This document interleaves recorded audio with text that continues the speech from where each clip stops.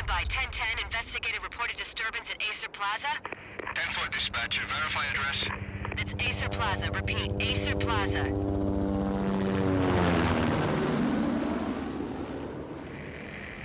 Shots fired on the rooftop.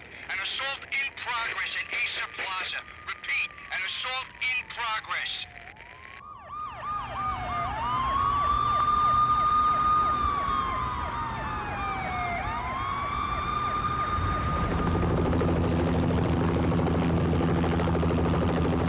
It's a war zone down here. 1085 dispatcher, need additional units. Additional units now. Officer in danger. Officer in danger. 10-5, please repeat. 10-5, all units, emergency. Officer in danger. Acer Plaza. Repeat, Acer Plaza, all units. They were all dead. The final gunshot was an exclamation mark to everything that had led to this point. I released my finger from the trigger, and then it was over. To make any kind of sense of it, I need to go back 3 years. Back to the night the pain started.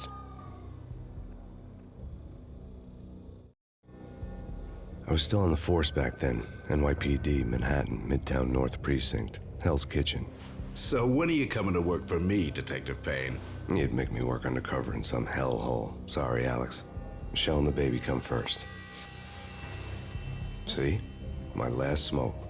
It's bad for the baby. That's you, Max. A regular Boy Scout. See, Alex. Still on for poker Thursday night, right? Like taking candy from a baby. Life was good. The sun setting on a sweet summer's day. The smell of freshly mowed lawns. The sounds of children playing. A house across the river on the Jersey side. Beautiful wife and a baby girl. The American dream come true. Honey, I'm home. But dreams have a nasty habit of going bad when you're not looking. The sun went down with practiced bravado. Twilight crawled across the sky, laden with foreboding.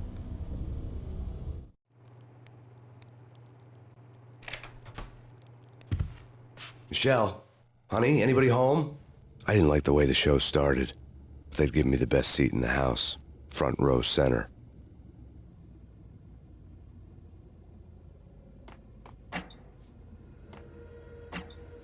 What the hell? Something ugly had been tattooed on the wall, a map of things to come. It was a poison syringe, a magic tag full of diabolical meanings.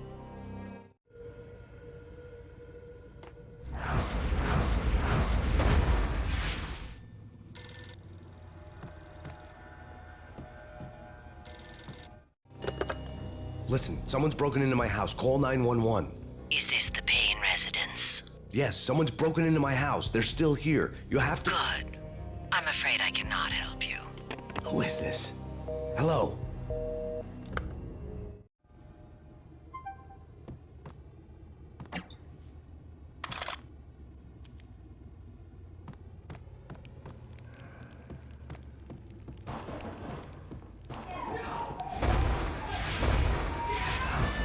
Michelle!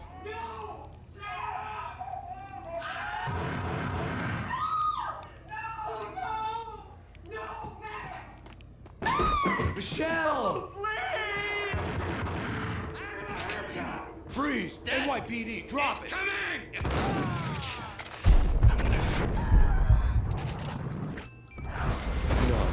No, please, God, no. The flesh of fallen angels.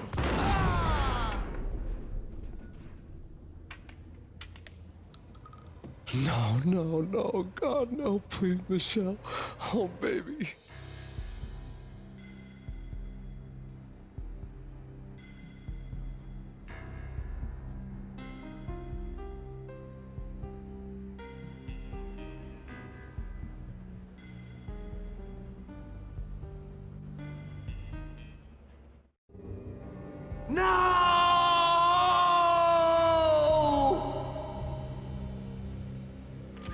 That was 3 years ago. Everything ripped apart in a New York minute. The killer junkies had been high on a previously unknown designer drug, Valkyr, V. After the funeral, I told Alex I'd be transferring to the DEA. It took us 3 long years to get a break in the Valkyr case.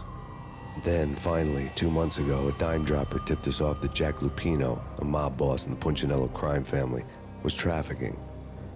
I went undercover, infiltrated the worst mafia family in New York. I came in from the cold and the dark. Outside the city was a cruel monster. I've been slowly working my way from the small time to the big fish, trying to get to the source of the drug. Alex and BB were my only contacts in the DEA, the only ones in this decrepit city who knew I was down here. BB here. Something urgent has come up with Jack Lupino. You need to meet with Alex immediately at the Roscoe Street station. I hadn't had a face-to-face with Alex since I'd gone undercover. Outside, the mercury was falling fast. It was colder than the devil's heart, raining ice pitchforks as if the heavens were ready to fall. Everyone was running for shelter like there was no tomorrow. It didn't get any better when I got to the subway. The feeling hit me like a point-blank shot straight in the face. Something was not right about this. My Beretta stirred nervously under my coat, but the train doors had already shut behind me, and I was in for the ride. Next stop, Roscoe Street Station, and Alex.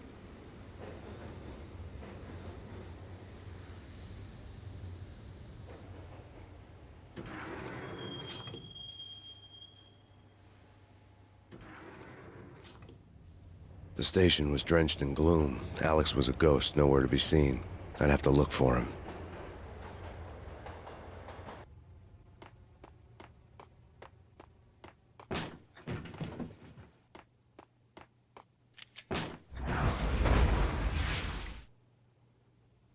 Death was in the air at Roscoe Street.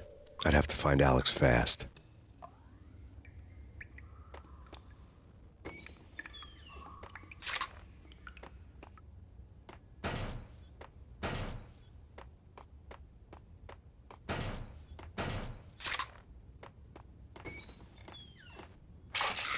The pills would hold the pain back for a while. Wasn't Jake supposed to take care of this? Hey!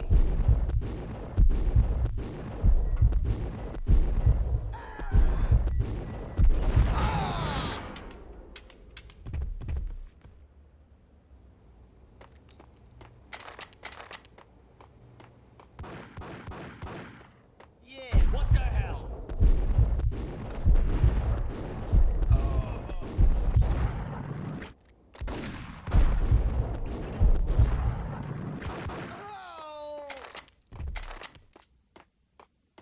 Yo, guys. Hey, what the hell?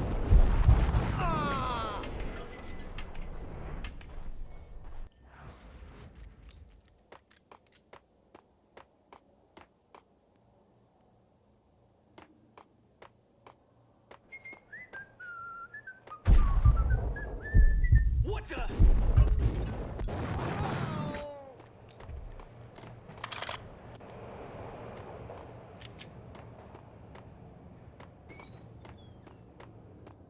Here is. What the?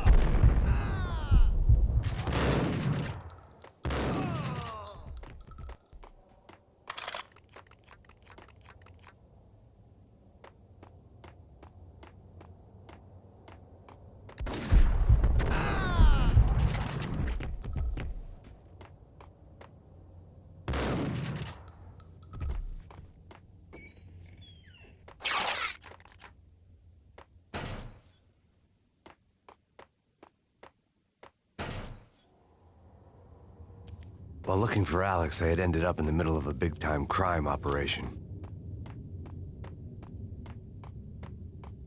Hitting Roscoe Bank. Hey,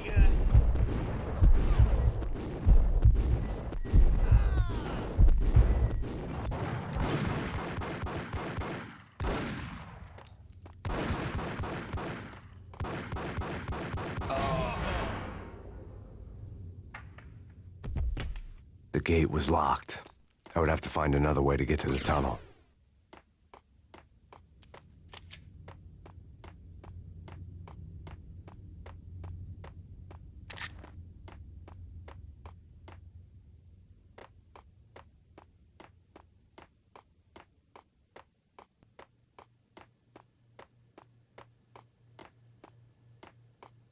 kiss it good.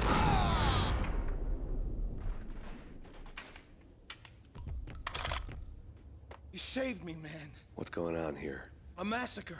These armed thugs just appeared from nowhere. We need to get help. I can make the call from the control room 1 floor up. Can you take me there? Sure, sounds good. Follow me.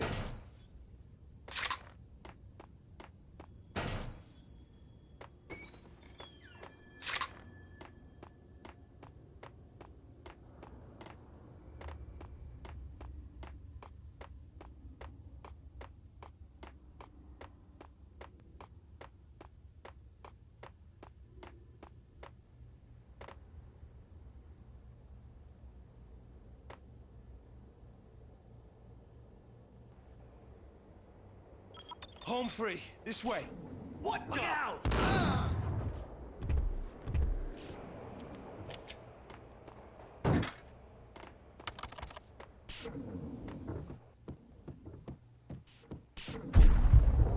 Gun him down!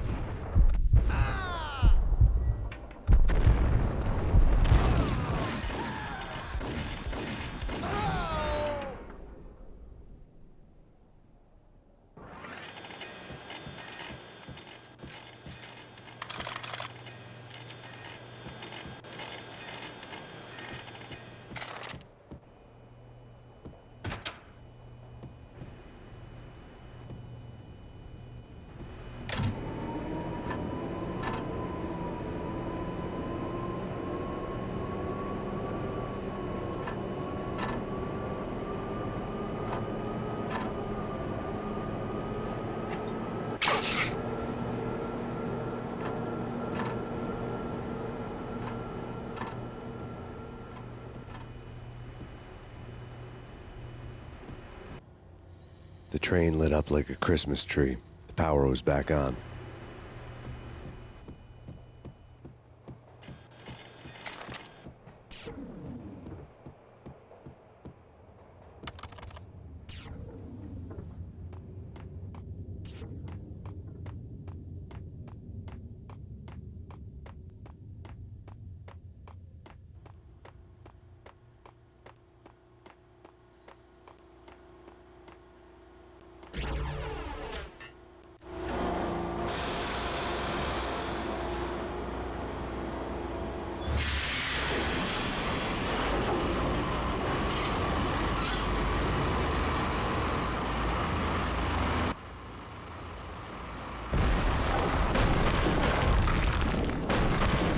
So much for being subtle.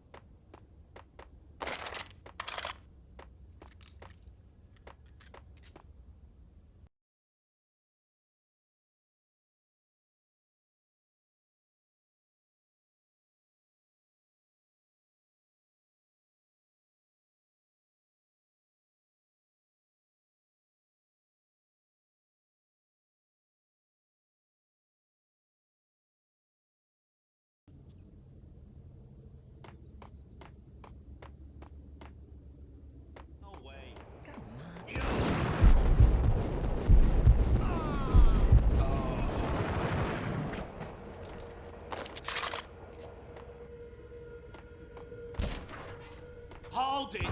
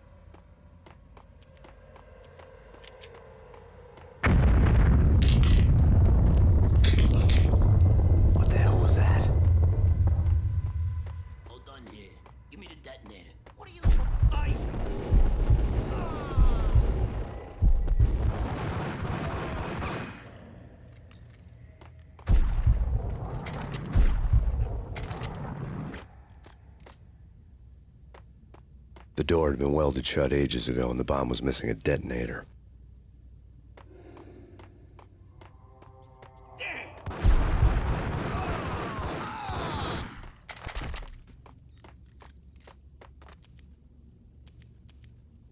Okay, fellas.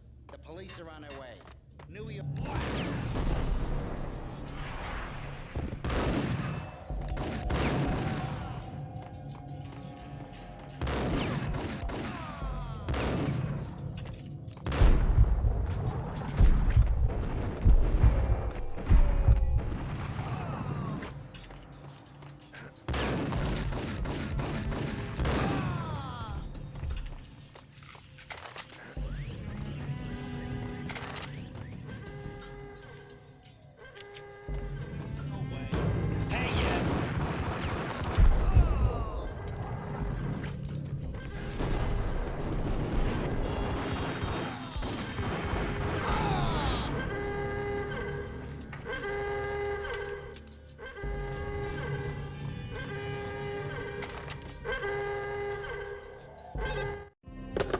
We come to you now live from the crime scene.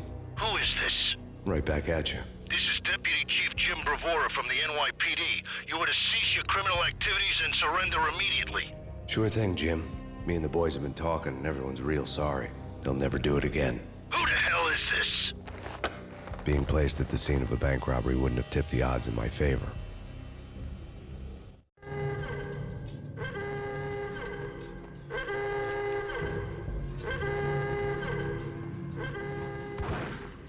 The bank robber's score lay on the table. The bank robbers have been after Acer Corporation bonds. The Acer success story had recently been on every channel and on the cover of every magazine.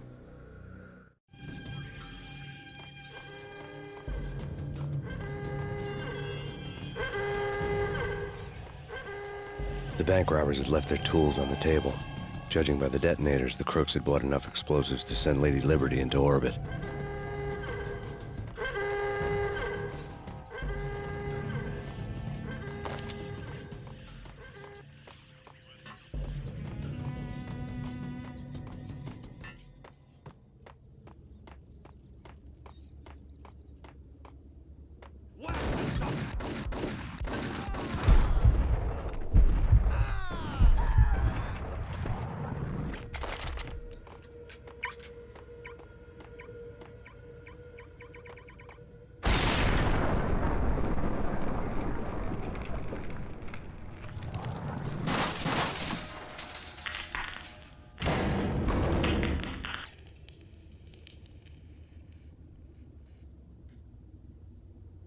Hold it! Max! Jesus, you almost gave me a heart attack! I nearly shot you! Alex, we're glad to see you. What the hell's going on? There are more corpses here than at the city morgue! It's an armed robbery, a tunnel job straight to the Roscoe Bank vault through the old station wall. Is this why? This is Lupino's gig? This is Lupino's doing? Lupino's men? Really? You sure know how to pick a place. Can you get through? No, it's locked. We gotta get out of here. If it's Lupino, it's... Alex? Alex! There was nothing I could do. He was dead. I could tell by the empty, accusing stare of his eyes.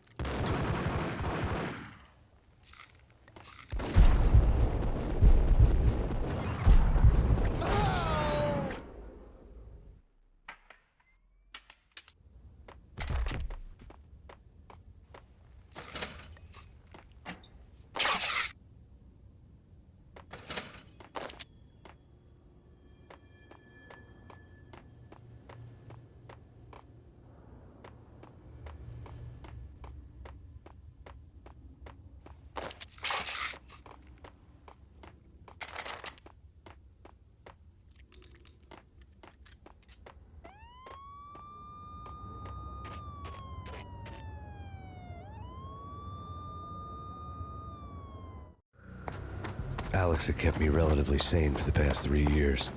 Now I didn't know how I felt. Somehow he had stumbled upon something big and ended up stepping on Jack Lupino's toes. Lupino ran his racket of sex, drugs, and contract killings from a sleazy hotel in a slum block of tenements. The NYPD was closing in. I could hear the sirens. Their wail was a crescendo. Lupino thought he could get us by taking Alex out and leaving me to take the fall for it. All he had gotten was my attention.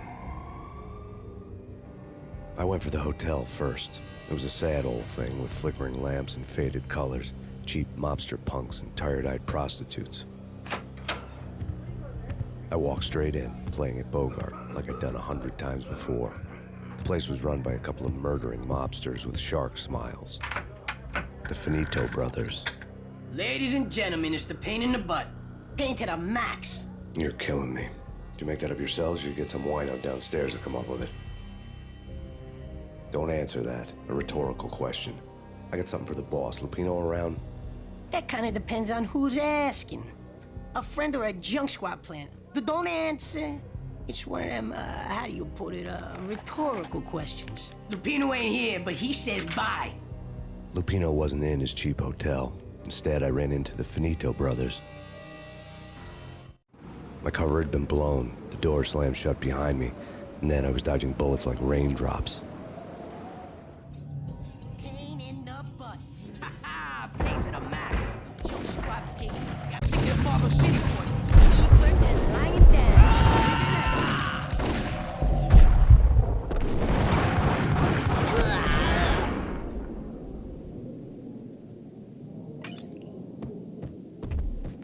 A letter on the desk caught my eye.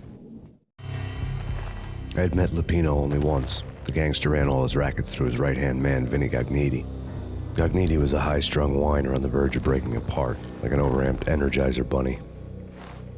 He had the brains to run the business, but he lacked the balls, always falling short, taking his frustration out on underage addicts and call girls.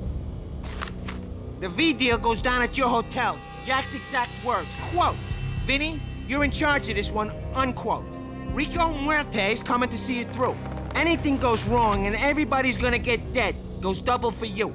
Treat this guy real good. Anything he wants, you give him. Don't screw this up or you're finito, finitos. A V deal meant added security, locked doors, and lots of nervous thugs with itchy trigger fingers. I'd seen nothing coming in, but that didn't mean it hadn't been there. Rico Muerte was a regular Kaiser Soze, a spook story told to keep the apes in line. 313. The Finitos had scribbled Muerte's room number on the note's margin. Bosses! Everything all right? Bosses! Joey, Vigilio, you all right in there? They're not answering. Call the others. Tell them to come quick. Okay, but we can't wait for them. We gotta go in now. Bosses, we're coming in.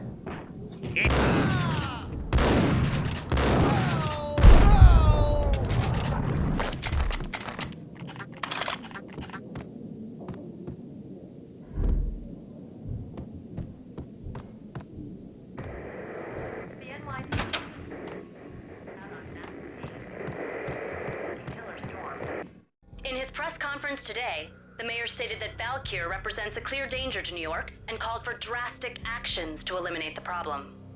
On today's top story, the Valkyr crisis worsens with the murder of DEA Special Agent Alex Balder. Special Agent Balder had been shot repeatedly from a point-blank range. The gunman has been identified as Max Payne. The noose is sure to tighten around this fugitive criminal as more NYPD units join the search to apprehend him. I had just gotten my 15 minutes of fame.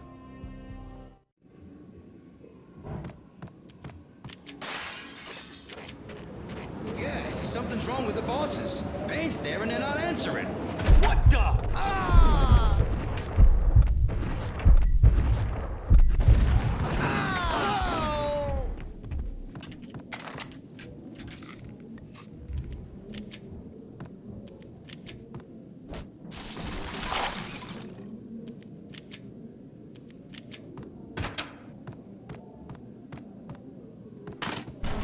Hold it!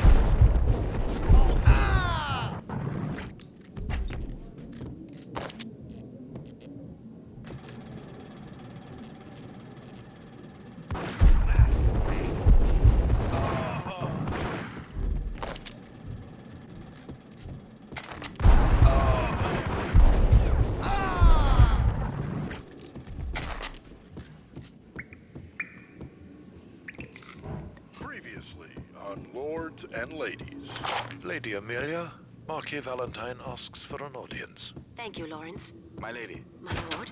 And now, an all-new episode of Lords and V-head junkies could go off without a warning. I had to be careful.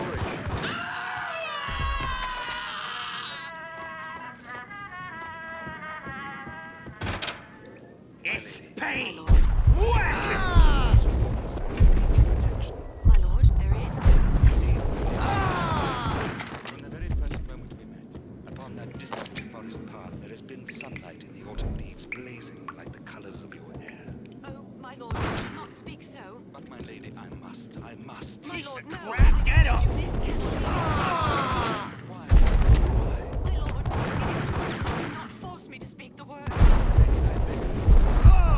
Rather die than not. Yes, my lord, I should be dead for this living. My lord, I am your long-lost sister.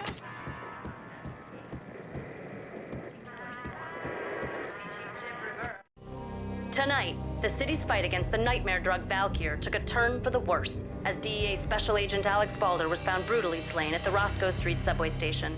A suspect was seen leaving the site only moments after the shots had been fired, and the NYPD is currently in pursuit of Max Payne, a repeated felon believed to be armed and extremely dangerous. And now the weather. The worst winter storm in recorded history continues to pound the city.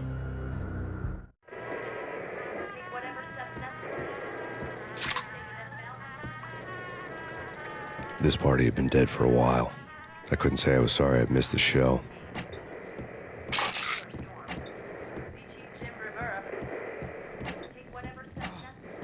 Lady Amelia, so tragic.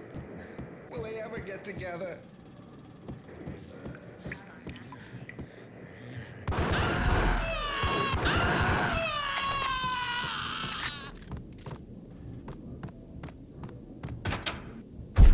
I saw!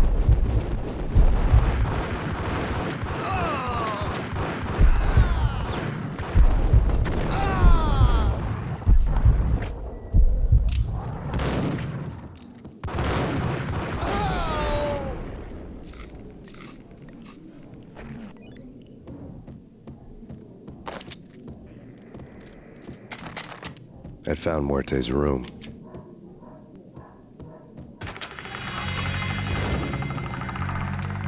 Muerte had received a letter.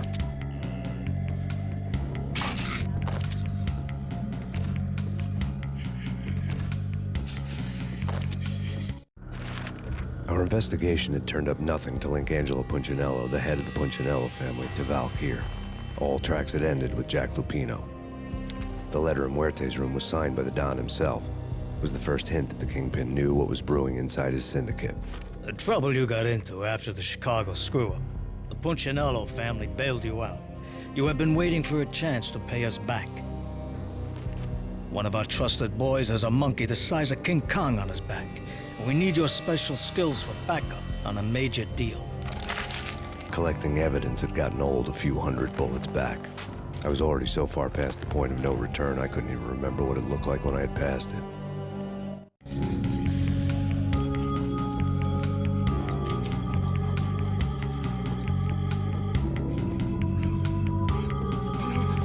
What the?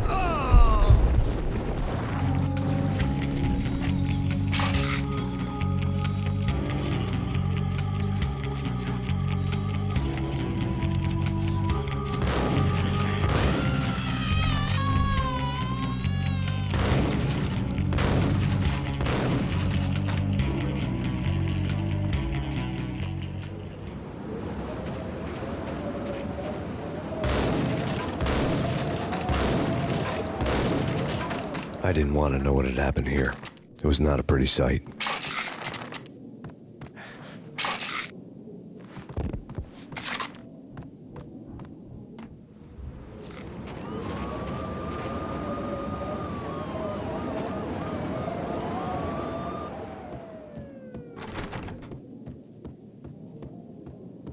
No way. Whack!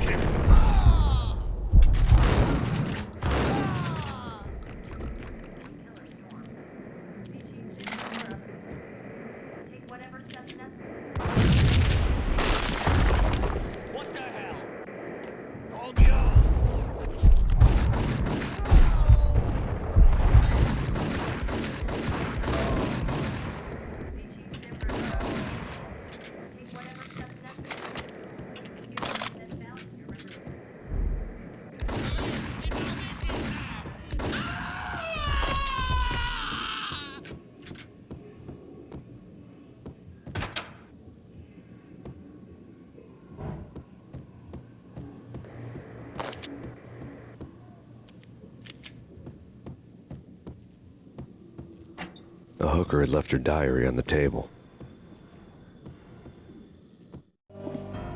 The diary belonged to a hooker named Candy Dawn. The read would have made a vice cop blush. Had talks with the mystery hag over the phone again.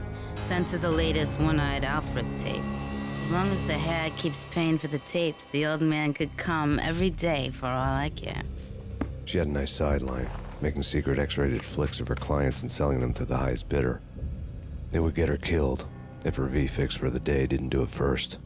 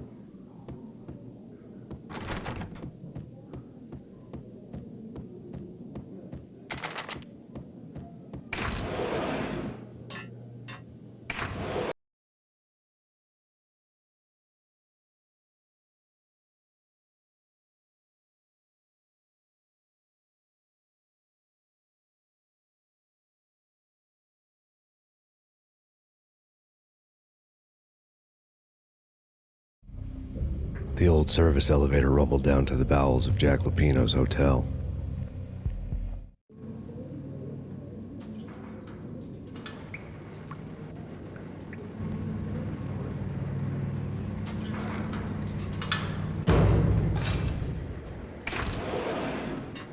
It was freaking crazy.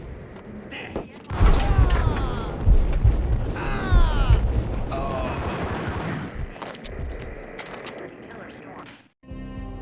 A winter storm warning is in effect in the whole tri-state area, as both freezing rain and heavy snowfall continue. Many roadways are already closed, and people are advised to stay indoors. The severe blizzard has ravaged New York for 3 days now, with no end in sight. We'd been snowed from the start in the Valkyr case. The forecast said there was plenty more where that had come from. But the snowbound city was on my side. Less chance of innocent bystanders getting caught in the crossfire.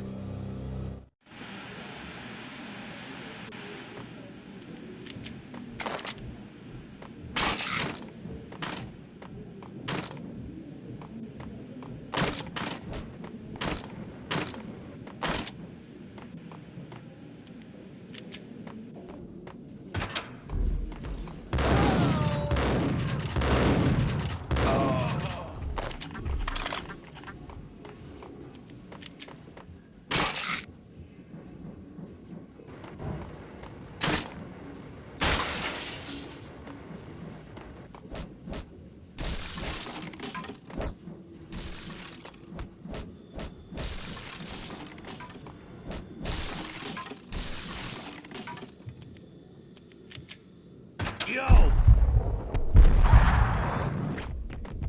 Exhibit number 1, a newspaper. A dead man tied to a chair lay on the boiler room floor. Captain Baseball Bat Boy has an unbeatable track record in superhero death matches. But a six-pack of root beer gets me every time. The murder weapon was a baseball bat, now lying in a pool of drying blood next to a newspaper folded open on a Captain Baseball Bat Boy comic strip.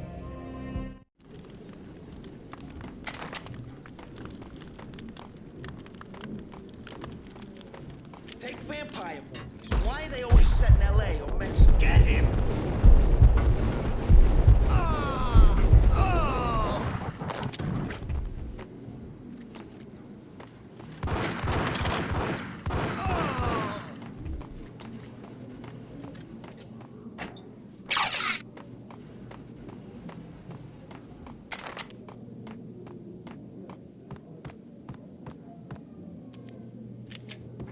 Chill with the guns. Trust me, you don't want to piss me. What?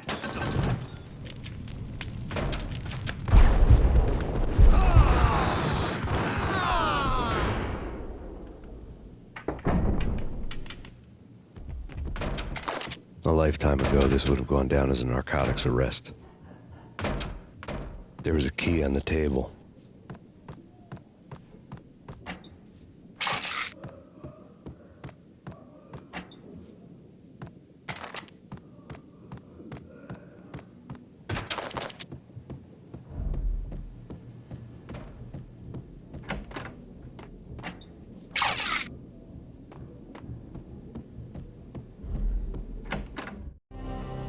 Two mad dog killers, ready to murder each other.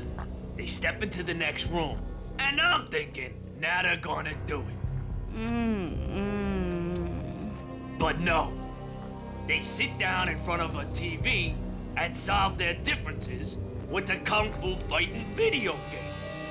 I tell you, Candy, I was so depressed, I strangled them both with the video game cables. Oh, Rico, you're so bad. I am, ain't I? Rico Muerte, big-time hustler. Who the hell? It's that cop. Muerte went for his gun. Do something. There he is.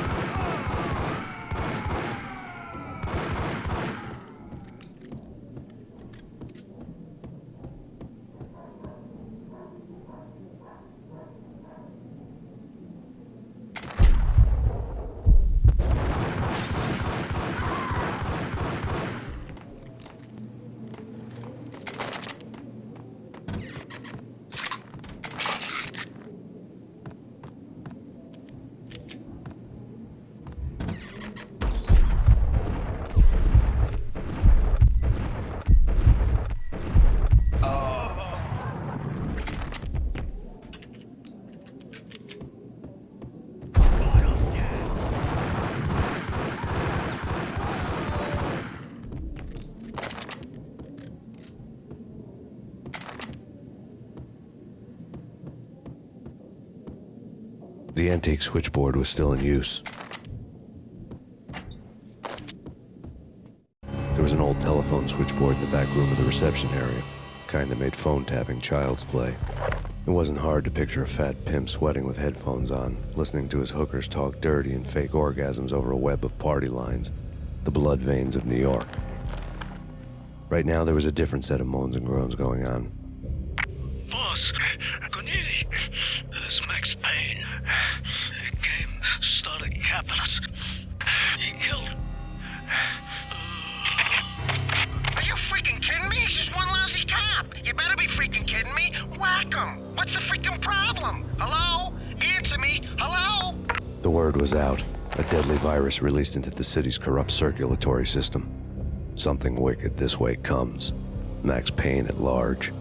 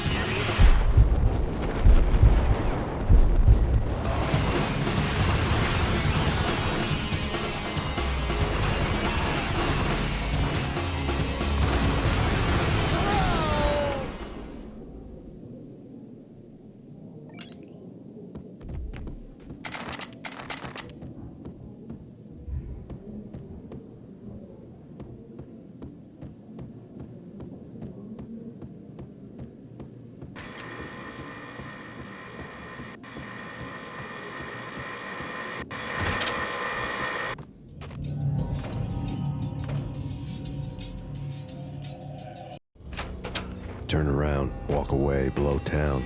That would have been the smart thing to do. Guess I wasn't that smart. Lupino's tenement buildings were a seedy hangout for all kinds of sleaze. A liquor store, a pawn shop, a laundromat full of mobster bookies and loan sharks. The list went on. The how and why of it was a mystery to me, but they knew I was a cop. They knew I was coming, and they were gonna get real trigger-happy about it. I got to see Lupino's hangout all lit up. A bomb went off, turning snow into liquid gold. A pillar of fire lifted the remains of a car straight up into the air. The flames were highlighted on the hood of a black Mercedes-Benz as it coasted down the street real slow, as if the driver didn't have a worry in the world. I got a good look at the man riding shotgun. It was Vladimir, the head of the local Russian mob, the fly in Don Punchinello's soup. The ringing in my ears was the sound of a mob war being waged.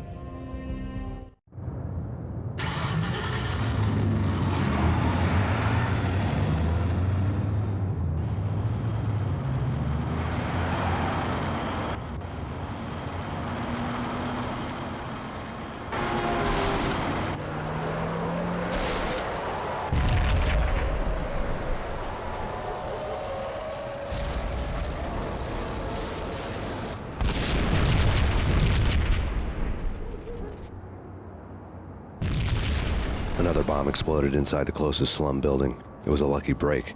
The goons inside were spooked, but luck always came with a price tag. More bombs could still be ticking inside, and the cops would already be on their way. Jack Lupino's suite was on the top floor. At least it used to be, before the explosive makeover.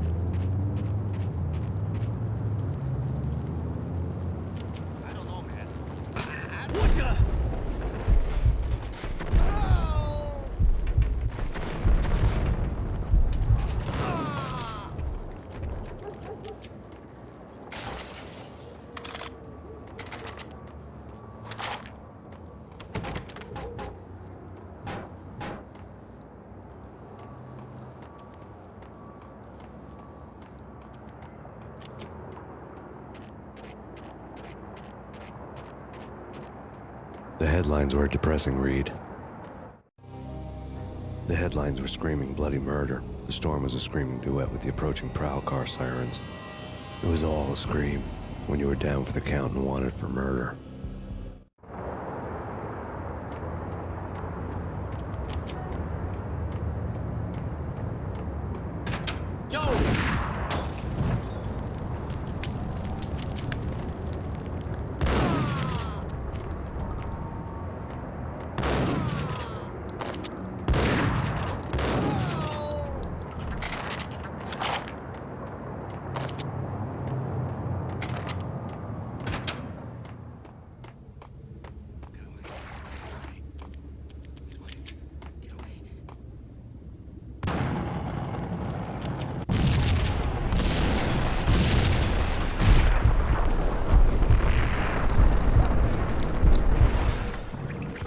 The whole building was rigged with explosives.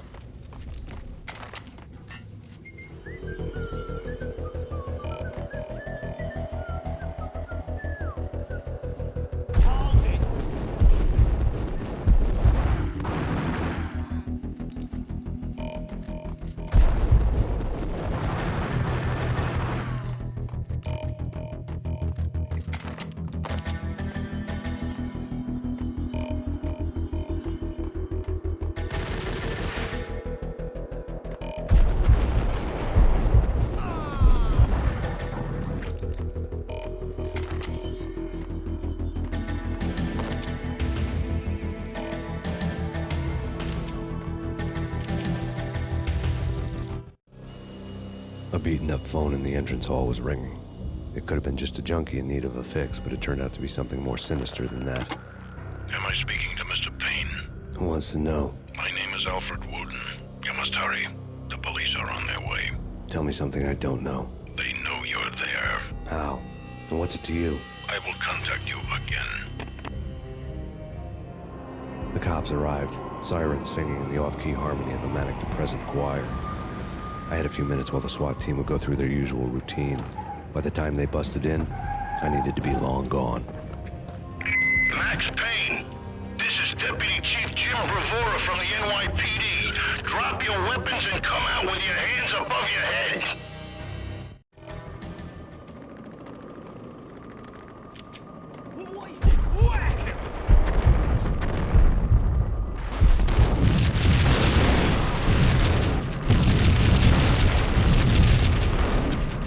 Someone had left a letter on the counter.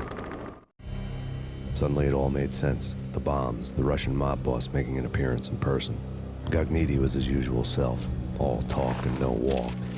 After our hit, the Russian has only a couple of guns left, and they can be bought. There's no freaking way he has the guts to try anything after that.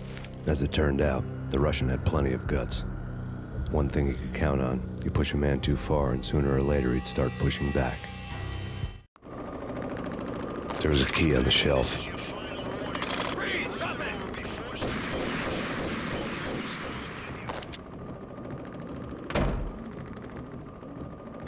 What the hell?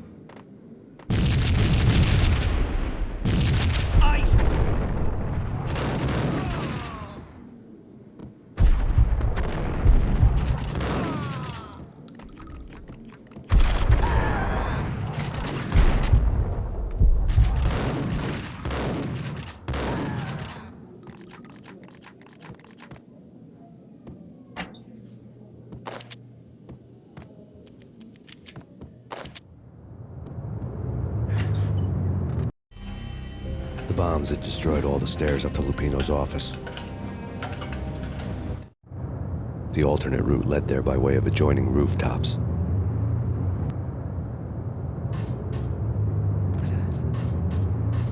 It's never been this cold. Never ever. It's like the sky's falling. Yes, sir.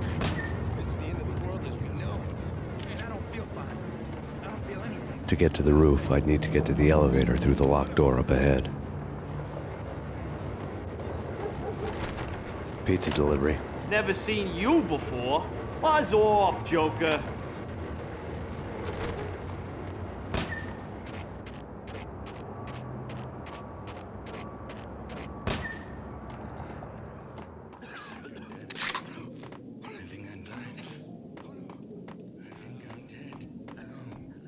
Max Payne?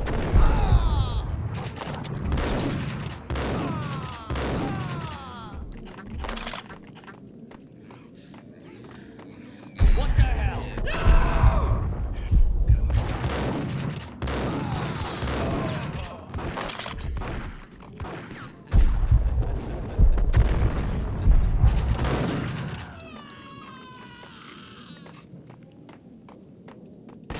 No, don't shoot. I... You know the clowns at the laundry? Me? No. You're no good to me then. What? No, the laundry, yeah. I know him, yeah. Get me in there. Okay.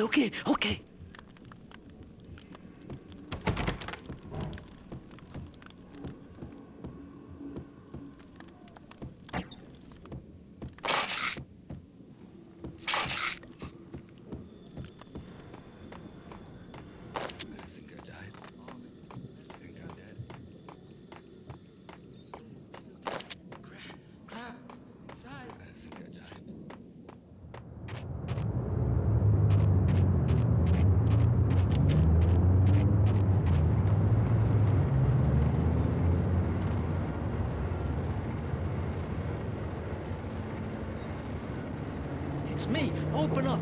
Let me in, quick. Not so fast. The password. John Woo. Come on. Okay, John Woo. All right.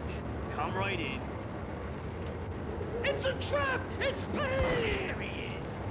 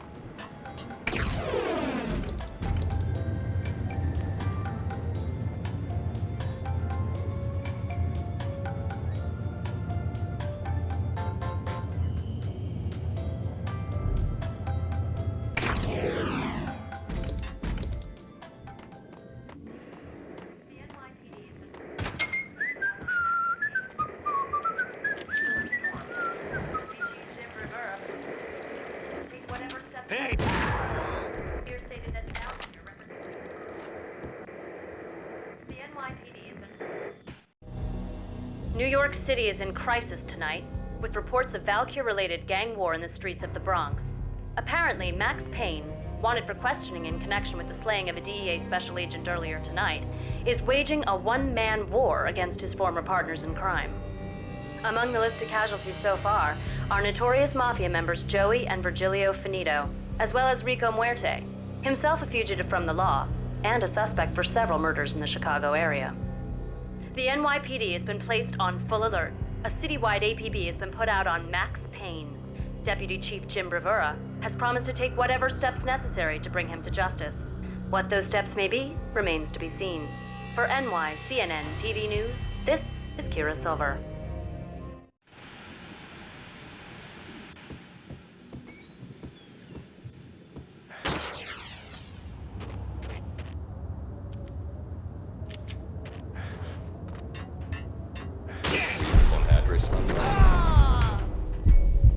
I don't want to go there. It's the last place I'd want to end up. But that's where I always end up anyway. Only, it's not me talking to the pink flamingo, but someone who looks the part down to the finest detail. Except that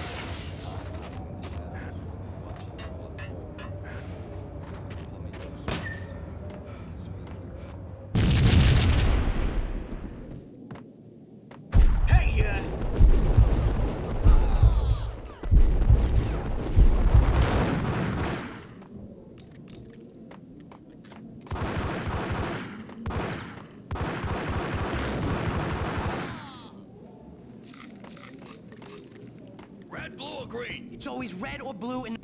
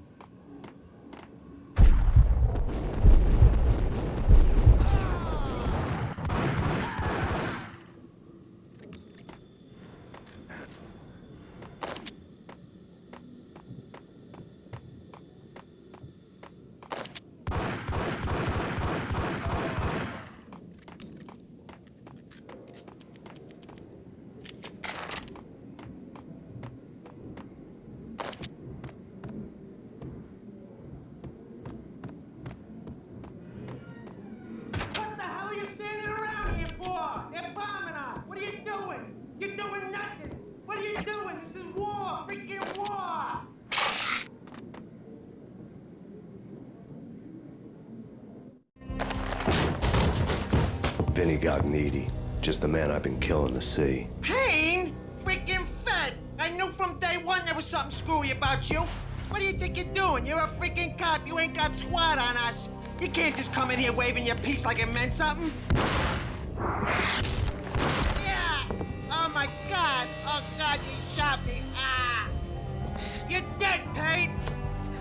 What the hell are you waiting for, you apes? Kill him! Kill him!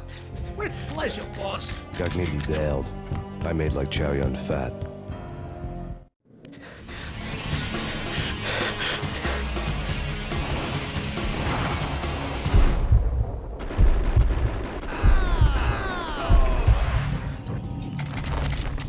A crumpled letter lay on Gognitti's desk. The letter was addressed to Don Punchinello, but Vinny had never had the nerve to finish it. Jack's gone voodoo. Just the other night, he shot Dino because he wanted to see what his brains looked like splattered on the wall. He's a freaking mad dog. We're running out of men and business fast. Gognitti had been living in mortal fear of his boss. Jack Lupino was a psycho.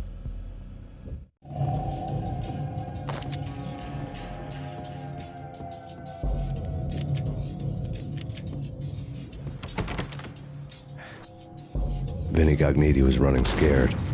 He could run, but with a bullet in his stomach like a broken bottle of Tabasco, he was quickly running out of time. He knew where his boss was, and I wanted to square things up with Jack Lupino. Gognitti would be moving fast. I don't know about angels, but it's fear that gives men wings.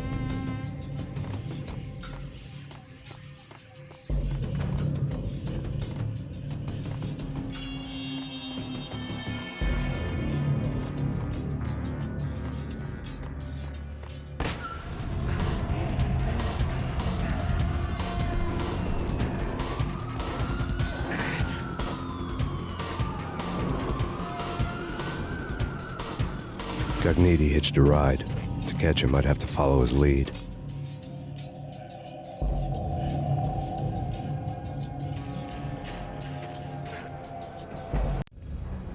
This was my second train ride of the night. The way it started didn't promise anything better than the last one.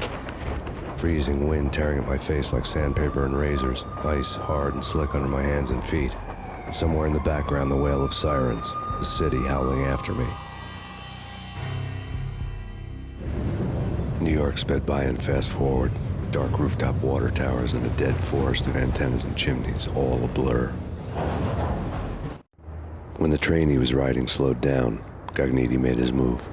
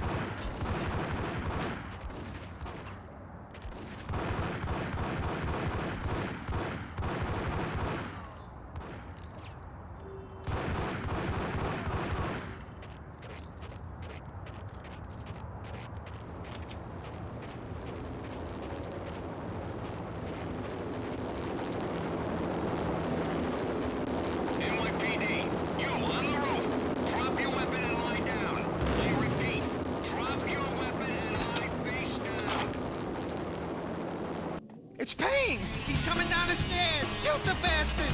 Okay, boss, you got it. No problem.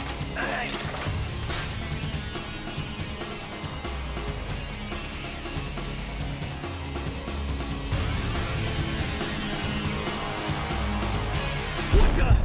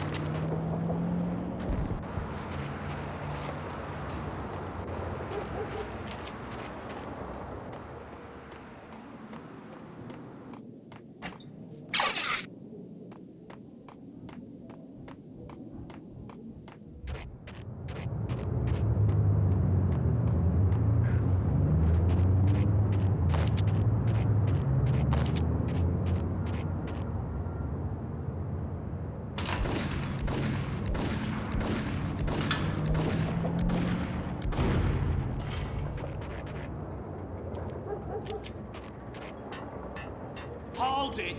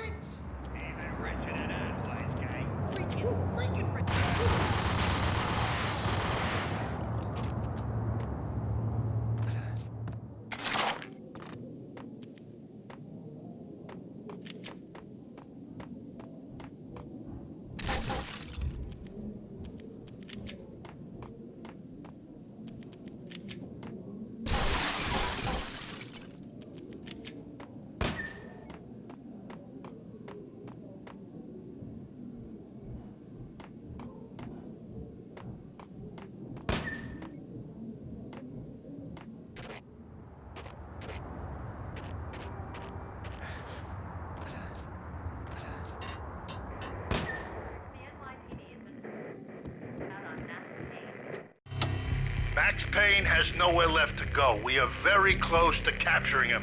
You'll get a full statement then. Right now, I've got better things to do, ma'am. That was Deputy Chief Jim Bravura from the NYPD with no further comment at this time. Apart from his suspicious food habits, I figured Bravura to be one of the good guys. Fate had just dropped us on different sides in this. But when it came to capturing me, he was way out of his league. I had already ditched the cops a couple of rooftops back. For now.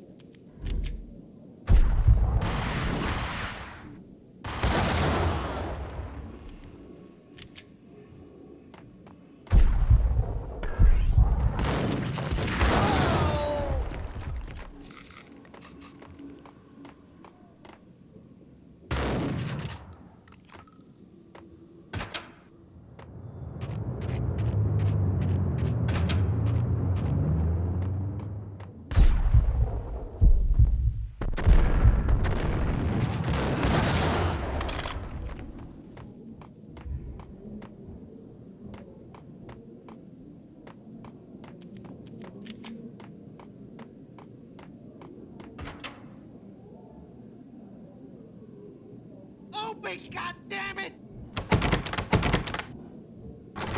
Payne! I'll kill you, you lousy freaking sucker!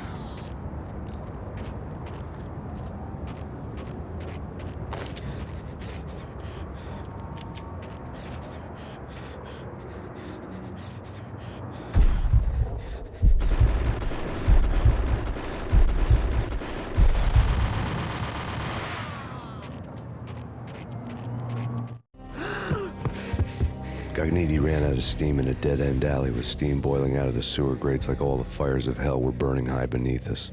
It was shakedown time. Where's Lupino? Screw you! Bad start, Vinny. Ah! Police brutality! I rate pretty high on that. You can't just hurt me in cold blood? Just keep telling yourself that. Listen good, Candyman. I'm not gonna be anybody's fall guy. I want to know where your boss is hiding. There was no glory in this. I hadn't asked for this crap. Trouble had come to me in big dark swarms. The good and the just were like gold dust in the city. I had no illusions. I was not one of them. I was no hero. Just me and the gun and the crook. My options had decreased to a singular course. I'll tell you, just don't hurt me no more. Lupino's at Ragnarok, the nightclub. Book me, take me, haul me to the freaking jail, just don't hurt me. Your rights will be read at your funeral. Ragnarok was Lupino's private nightclub, a den of drugs built into an old theater. I knew what waited inside. V-head junkies ready to explode in random acts of senseless violence. And Lupino's goon squad, the worst stone-cold killers this side of hell. Ragnarok was as inviting as a headache, flickering and flashing to a machine gun beat.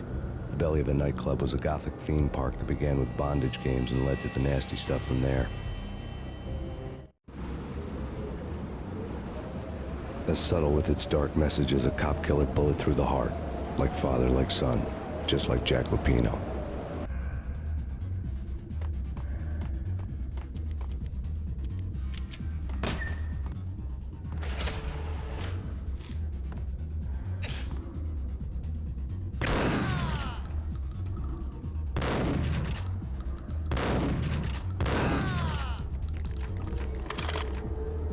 The book had never been a bestseller.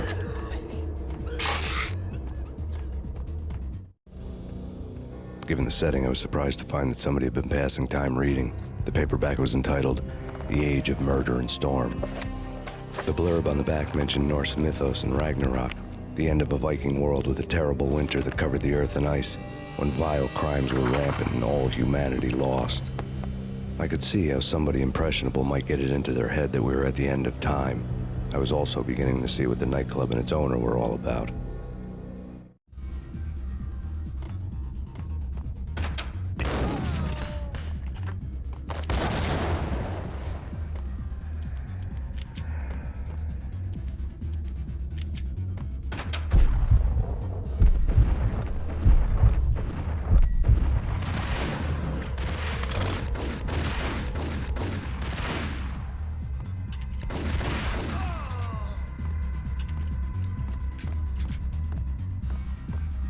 Hold it!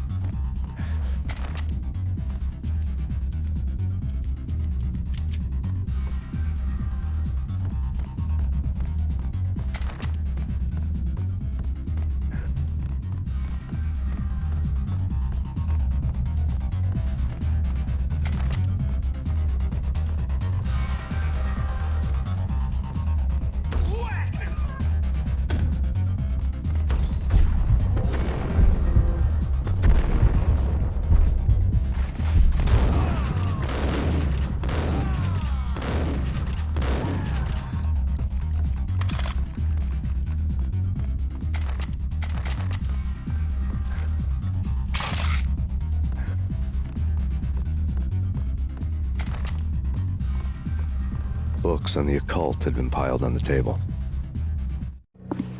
The room was stacked with light reading, such as Necronomicon, Witchcraft, and Paradise Lost. Old exotic titles like Malleus Maleficarum and De Umbrarum Reini Novum Portis. Books with pentagrams on their covers, all dealing with the occult and the infernal, lying between stacks of horror videos and a couple of Ouija boards. The only thing I could take seriously was the thought of Lupino taking it seriously. He had been spending a lot of time getting intimate with the guy downstairs.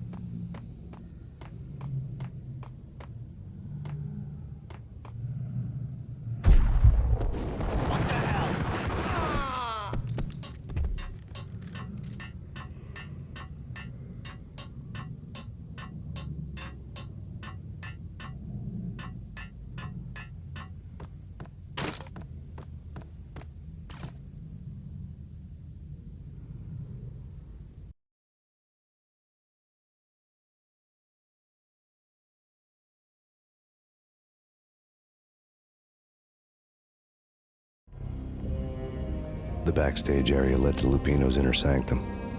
The hot air inside was like an invisible wall, thick with incense and something else, a sickly sweet smell that made you gag. This was the rotten core of the Big Apple.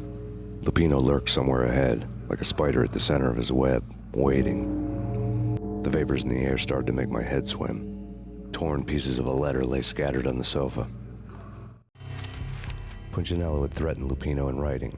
The note had been torn to pieces, bloody fingerprints all over them. Don't want you to think that one of my boys is not playing with a full deck. Shape up, Jack. We are running a business here. I'd hate to send the trio to strong-arm you. The trio were the Don's notorious henchmen. It was obvious that Lupino hadn't been intimidated by the threat.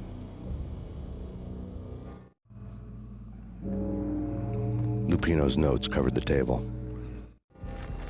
Jack Lupino was crazy, all right. The table was scattered with notes of demented arcane nonsense written in rusty blood. A mishmash list of demons, devils, and dark gods evoked. Beelzebub, Asmodeus, Baphomet, Lucifer, Loki, Cthulhu, Lilith, Hela, blood given to you all. He was after that old Faustian deal, your soul for power and fortune. Just sign on the dotted line with your blood. Lupino's notebook lay on the pedestal. Jack Lupino was crazy, all right. Mythic wolves, let loose to devour the sun and the moon. Lupino is the wolf. I'm Mr. Beast, the big bad Fenris wolf. I'm the end of the world man, wearing the flesh of fallen angels. After Y2K, the end of the world had become a cliche. But who was I to talk? A brooding underdog avenger alone against an empire of evil, out to right a grave injustice. Everything was subjective. There were only personal apocalypses. Nothing is a cliche when it's happening to you. The flesh of fallen angels, come to me all. Astaroth, Beelzebub, Asmodeus, Baphomet, Lucifer, Loki, Satan, Cthulhu, Lilith, Hela, blood to you all. Secrets living under the skin of reality. I've seen it.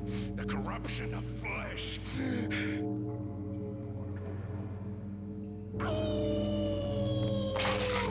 I'm the wolf, yeah! I am the wolf! It's close. It's coming. You have come to the end of time. It's now! I will rise to her side! I don't need the words!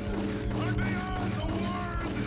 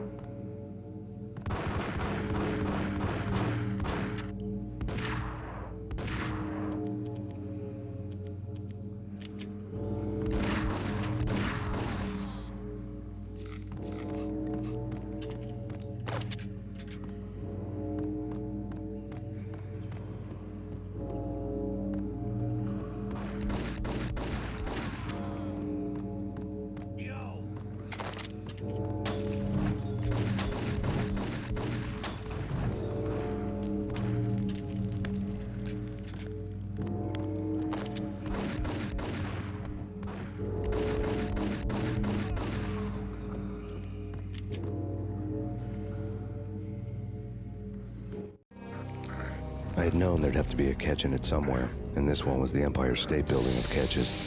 Lupino was pumped up and dying to go 15 rounds with a mutant alligator. And then he started this spooky monkey talk, straight from a bad dream. Mine. I have tasted the flesh of fallen angels. I've tasted the devil's green blood. It runs in my veins. I've seen beyond a world of skin, the architecture of blood and bow and arrow. Death is coming! She is coming, and hell follows with her. This is the twilight winter. I am ready to be her son. Her time is now, and all who stand in her way must die!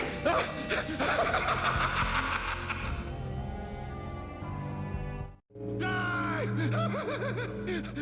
You'll die! You'll die! Now! All die!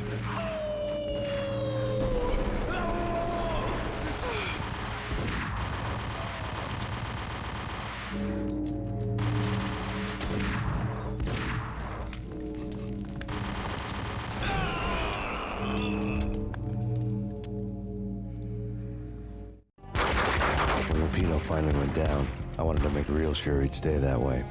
V was a bad monster. Turned them into friggin' zombie demons from outer space. I think he's dead already. Huh? And that's when it happened. But dead or not, you've got the wrong guy. In stepped this knockout femme fatale, holding a gun to my face. I returned the favor.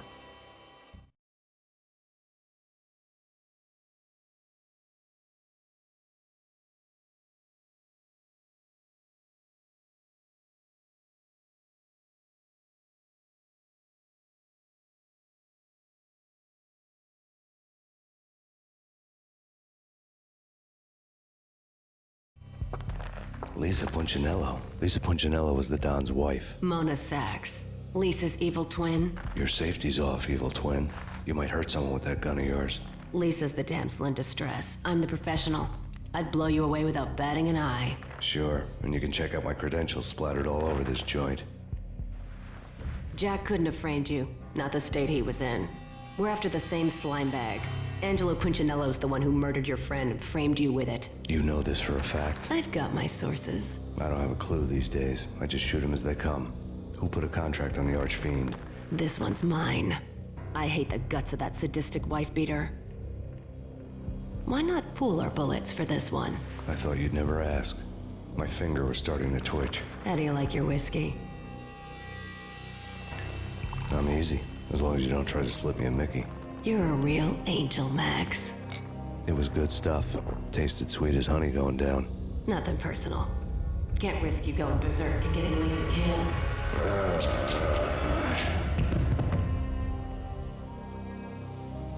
The nightmare was always the same. Violent shapes moving in darkness, old and ugly. The killer's mad laughter was a riddle filled with wicked innuendo.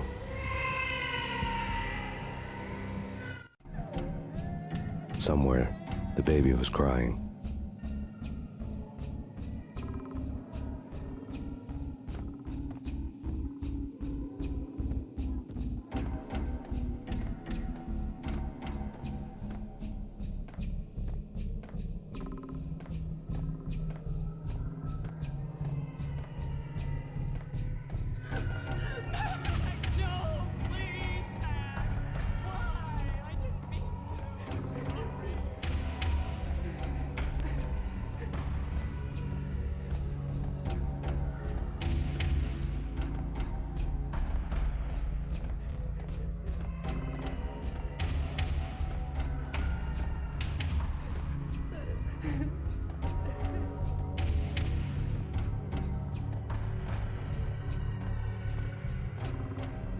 Should have known it when we found you snoring next to Lupino's corpse. A comedian, huh? Michelle looked at me from the photo. The pictures were filled with good old times.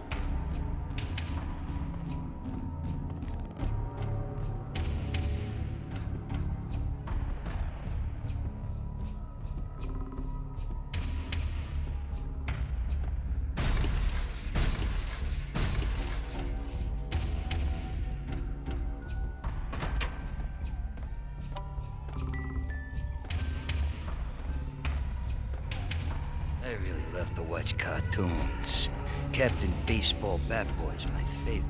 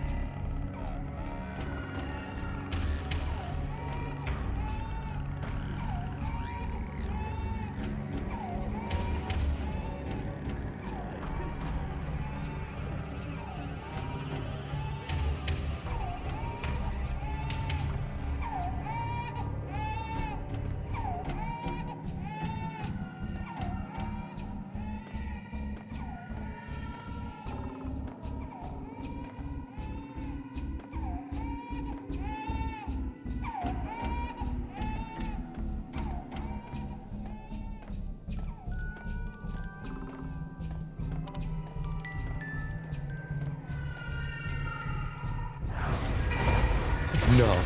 No, no, please, God, no.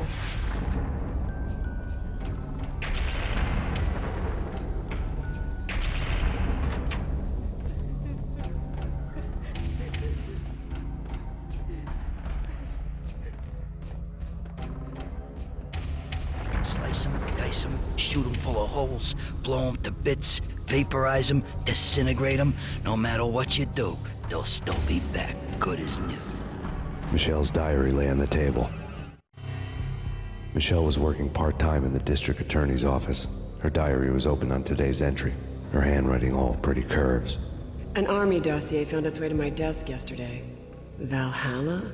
Isn't that a Norse myth? Something about Vikings? I tried to tell Max about it, but he was busy, that cute frown on his brow. Guess it's nothing, just a mix-up at the courier service.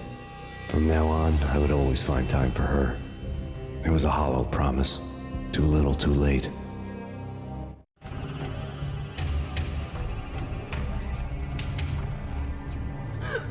Max, no, please, Max!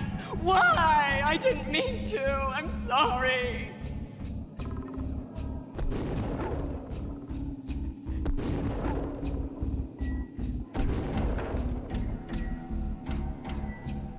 Murderer! You killed her! Nothing like that ever happens in the real world.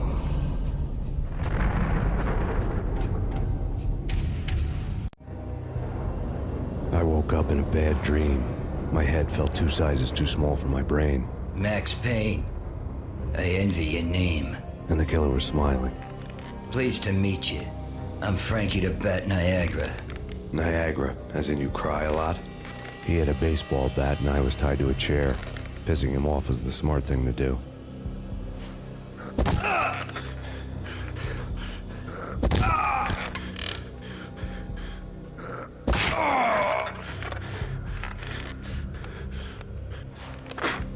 Nothing wrong with a little laugh now and then.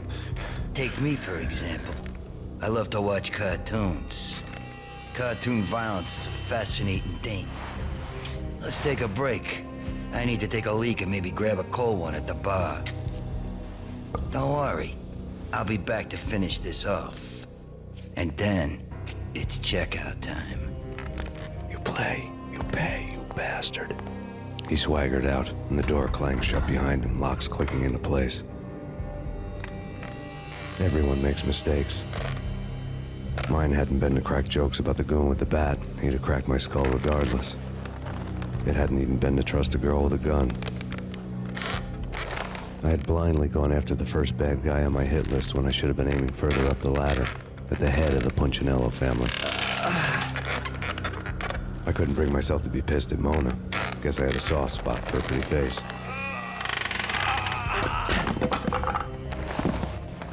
But when somebody decides to play baseball with your head, you tend to get sore. They had dragged me back to the basement of Lupino's hotel. I was beaten, bruised, and blue. I felt like the chair I had broken to get free.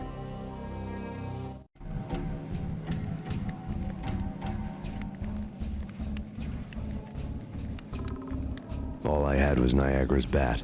Sticky with my own blood. Without a gun, I'd be no match for Frankie's men. I'd have to play hide and seek with them.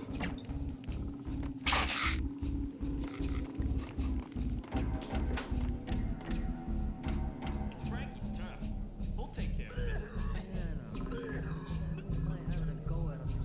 It's Frankie's turn. I know that.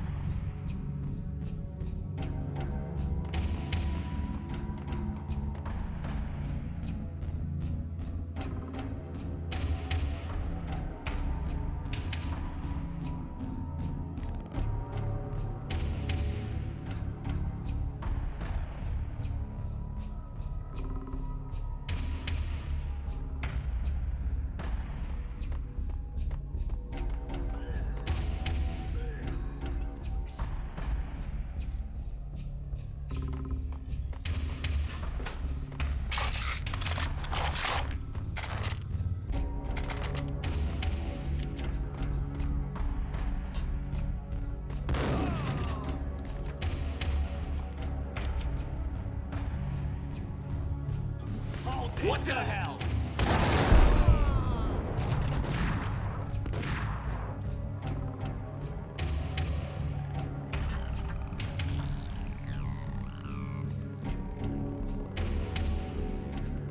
What the?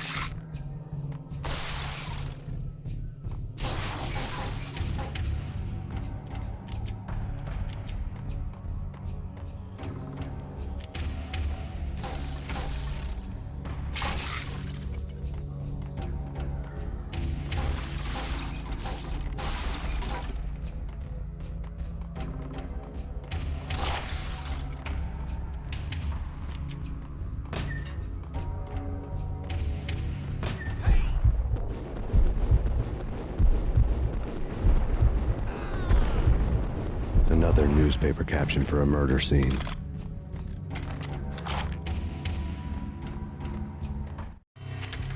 Frankie had left his calling card, a Captain Baseball bat boy strip, next to a sewer passage filled with bodies. You'd better not mess with Captain Baseball Bat Boy. Even my archenemy, Bicycle Helmet Girl, swoons at the sight of me. Aha! There were enough corpses to put a mass murderer to shame.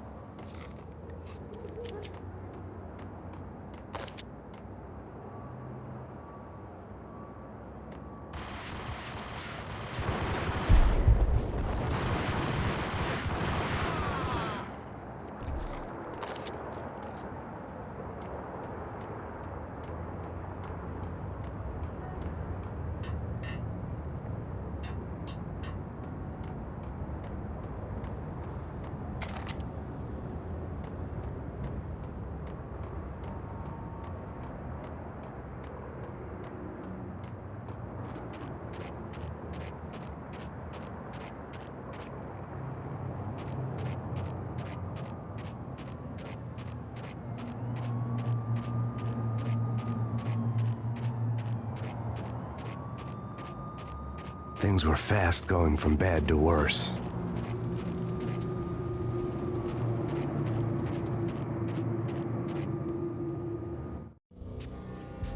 The men in blue had come and gone. They had decorated the place with chalk outlines and tied it together with yellow tape. The cops who had stayed behind were dead. Frankie, his boys, and I had the place all for ourselves.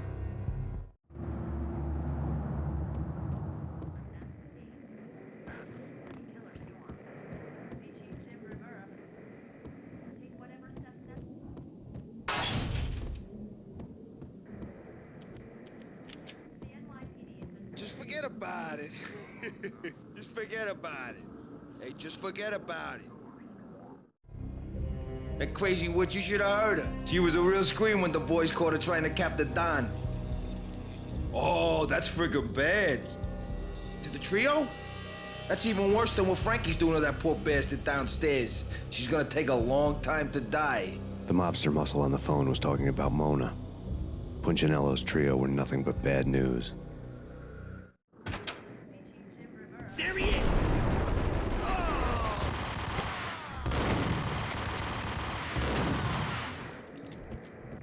More evidence that Punchinello didn't like me much. The fact remains that all the victims so far identified in the Ragnarok shooting have been known criminals, many of whom had large doses of V in their blood. Reliable sources say that Max Payne was also among those killed, although no body has been recovered at this time. Reliable sources. That meant somebody thought the Mafia had me, didn't want the cops snooping around anymore. The body would be delivered to them barely recognizable. Case closed. Don Punchinello had the power to be that reliable source, which was no news. But his news was old news. Framing me hadn't been enough. Don Punchinello had put a hit on me. He wanted me dead, and it had been important enough for him to give written instructions to Frankie about it. Max Payne should die like a dog for the trouble he's caused. Frankie, I know I can trust you to give this matter the dedication it needs.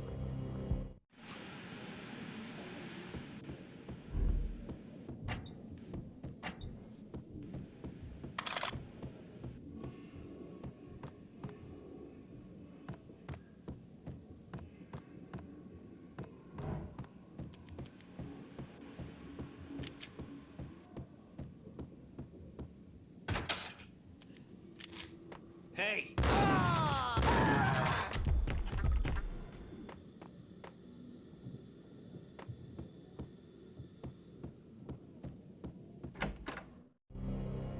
The hotel bar was fast developing quite a history. True to his words, Frankie was there, having a beer. Jesus Christ. How the hell did you get loose? Got bored waiting. Thought, what the hell, we could just as well finish this here.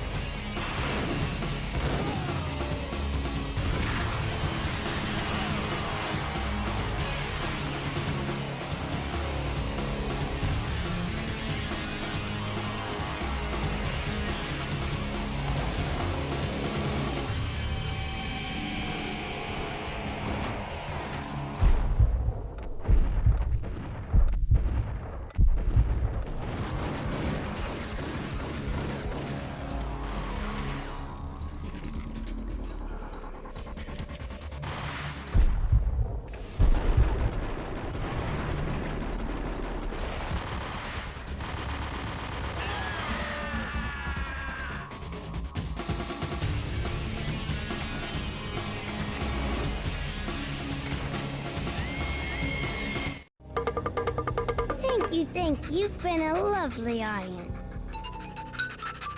Had enough? I don't play with girls anyway. Unfair! I spotted the tail as soon as I left the hotel. A big black Mercedes. I had seen the car before. That time it had heralded impressive explosions. Vladimir was back. Bang. You're dead, Max Payne. I might have laughed if I remembered how. What's this supposed to be? Cops and robbers? Look, you want something with me? Get in line. Peace, man. Relax. You know you are a real news item, armed and dangerous. I am going to make you an offer you can't refuse. I've always wanted to say that. It's a bum rap. I've been framed. That's a moot point. Whatever you did or did not do, I'm sure you had good reason for doing it. Want to hear me out? I'm listening. Punchinello messing with V is bad for business all around. But that's not all. There is this guy, Boris Time, used to pull jobs for me. He's the captain of the cargo ship Charon. Now the bastard turncoat has gone over to the other side, Punchinello's. The ship's loaded with high-res hardware, guns, my business. If Punchinello gets hold of that cargo, he's won and I have lost. And you'll have your work cut out for you. If you want to get to Punchinello, you'll need heavy-duty persuaders. I am just the man to get them for you. Change the ship back under my flag, maybe pop 2 in the traitor Dime's head while you're at it. You'll get enough guns to start the apocalypse. You in or out? Let's get this show on the road. Vladimir was one of those old-time bad guys with honor and morals, which made him almost one of the good guys. None of us was a saint. The Brooklyn riverfront was a maze of rusty containers, sharp-boned cranes looming up from the snowstorm. On a night like this, you couldn't help but think of the dark army of dead men sleeping with the fishes, cement shoes in line. No Minotaur lurked in this labyrinth, but somewhere out there, on the clanking deck of his cargo freighter, the skipper of the Chiron was waiting, like the ferryman of the river Styx.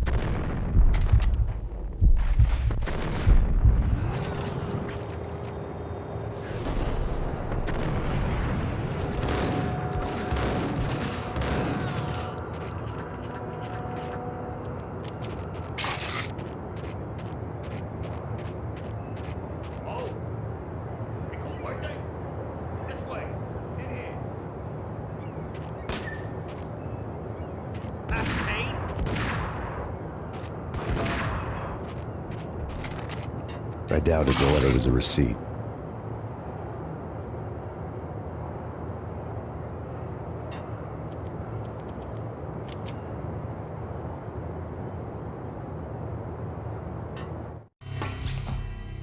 Rico Muerte had come to town to do more than just sort out family troubles. Exhibits number 1, 2, and 3.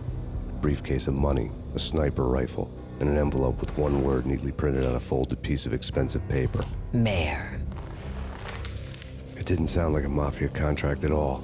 It was too cold and too to the point.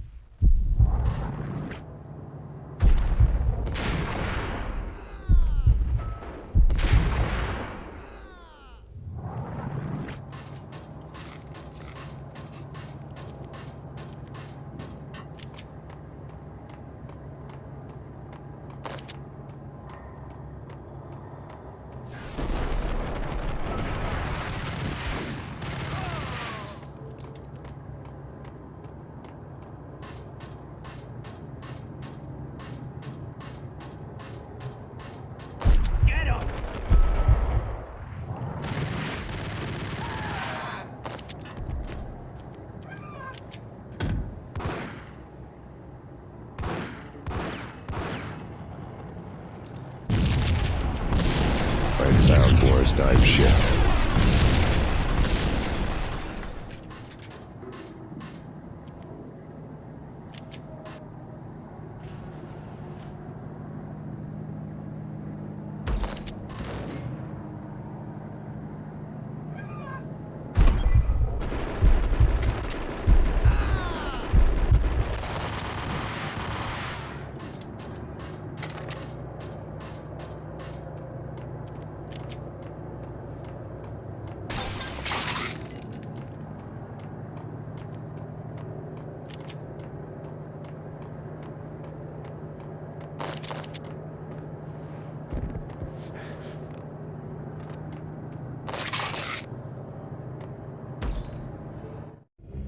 Rust had crept over the sides of the cargo steamer a long time ago.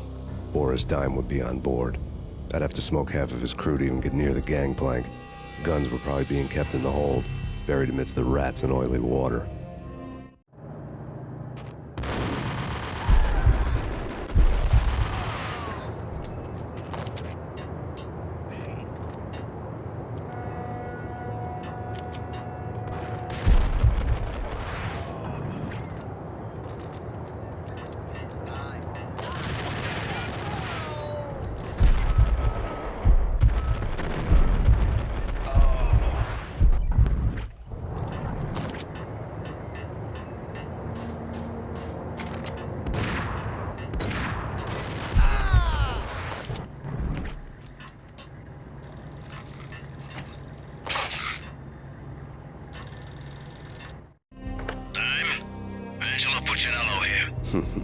Angie, tell me, how much did Dime cost you? I bet it was more than his name. Max Payne. Right the first time. You're dead, punk. You sure you're not confusing me with Boris here? But you are right, of course. Pretty soon we should get together and have a talk. You son of a... Pissing Punchinello off was a dangerous game, but when people get mad, they make mistakes. I should know. That's where I wanted Punchinello, mad enough to trip over his own feet, preferably into a grave.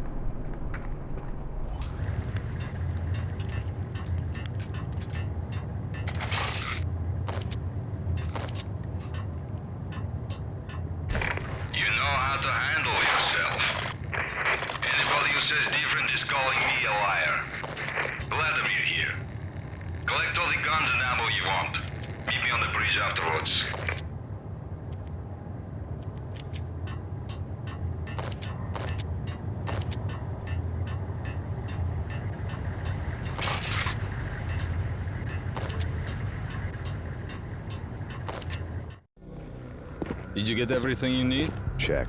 I owe you. Anything you need. This is my solo. When I'm through, Punchinello won't be anybody's problem anymore. Clear as vodka. But anytime you get between a rock and a hard place, just whistle. This could be the beginning of a beautiful friendship. You really get a bang out of this big-time gangster act, don't you? Even with all this firepower, I figured I couldn't get to Punchinello at his manor. I could only hope that he wouldn't pass a chance to hear me beg, to see he's won.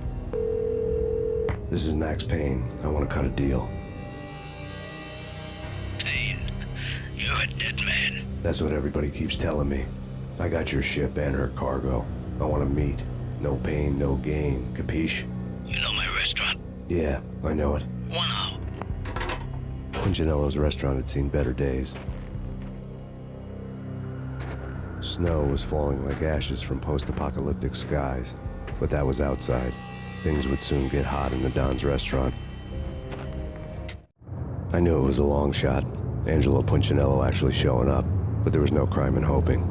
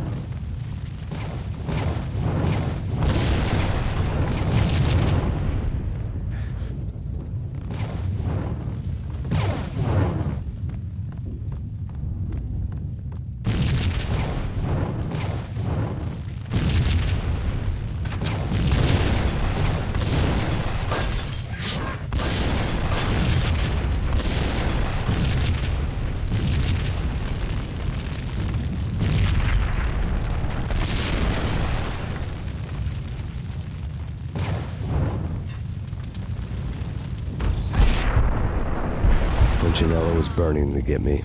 The feeling was mutual. He was trying to put out my flames with gasoline.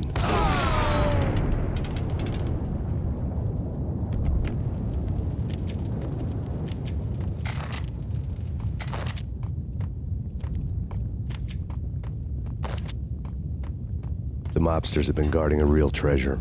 The way out of this disco inferno.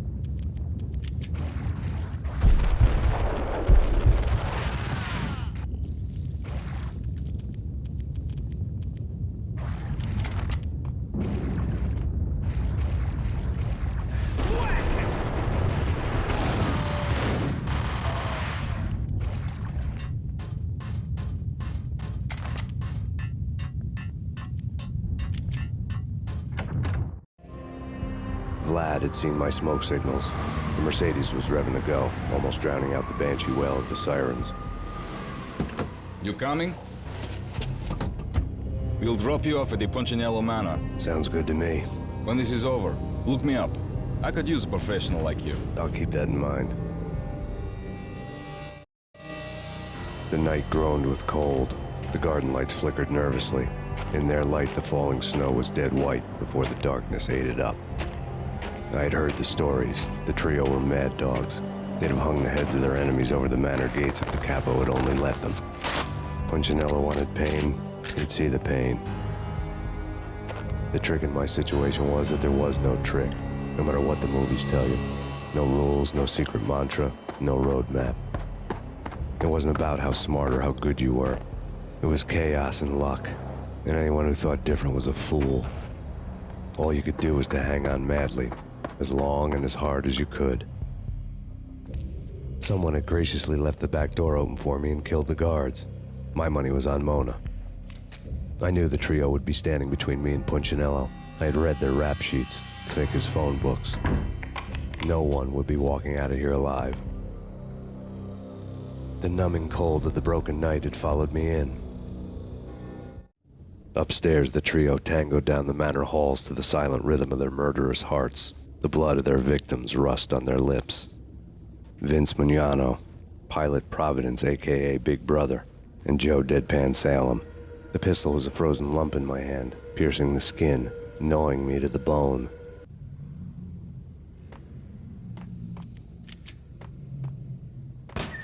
In death, the thug had been promoted to messenger. Someone hadn't enjoyed the Don's hospitality. Someone with a flair for the dramatic. Someone who had let herself out of a locked cell and past a couple of armed guards. My thoughts were on Mona again. I could only hope she was a good enough gambler to walk away while she was still winning, before she'd run into the trio.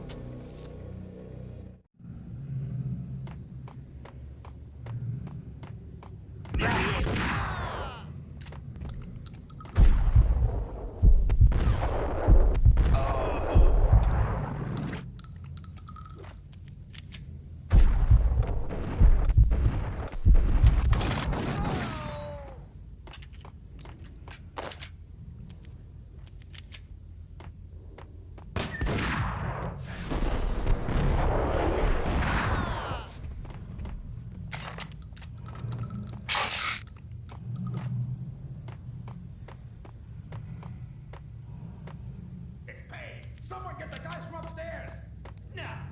No one's going anyplace. Hey,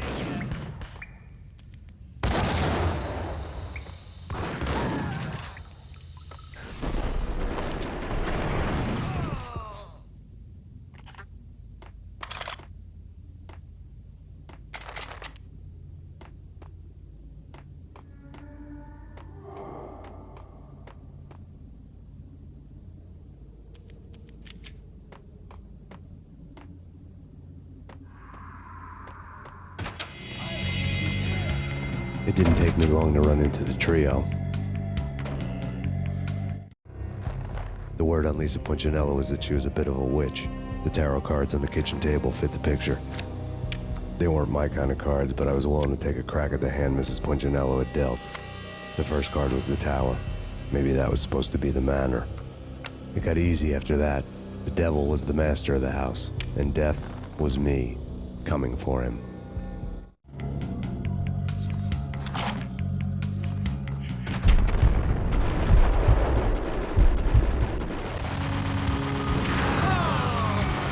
One down, two to go.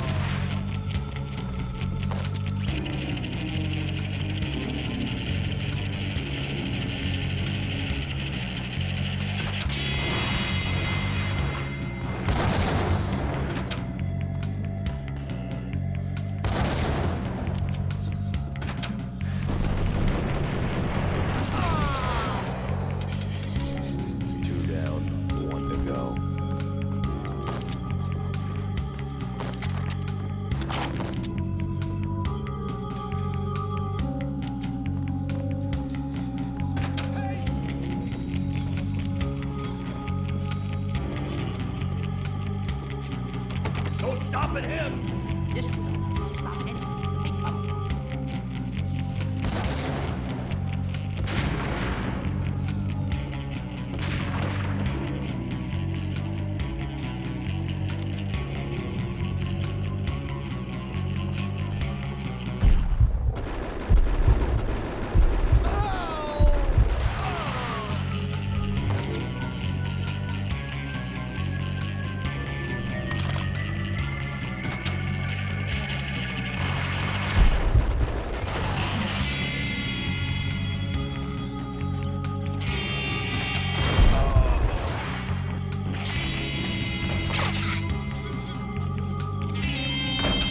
It was too late for her. You're a real angel, Max. I couldn't tell whether it was Mona or her sister. The body was a mess. The sick bastard had really gotten a kick out of it. Seeing her lying there got me thinking about another woman's body on another bed. Got me thinking about a fallen cradle.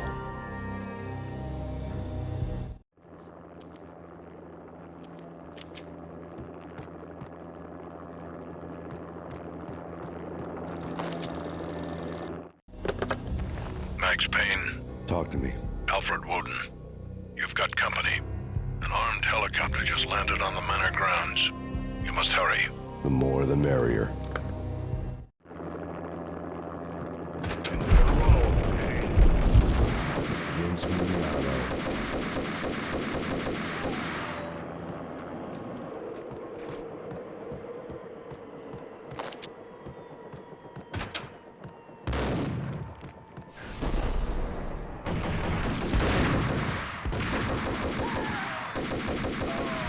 Punchinello's trio was done for.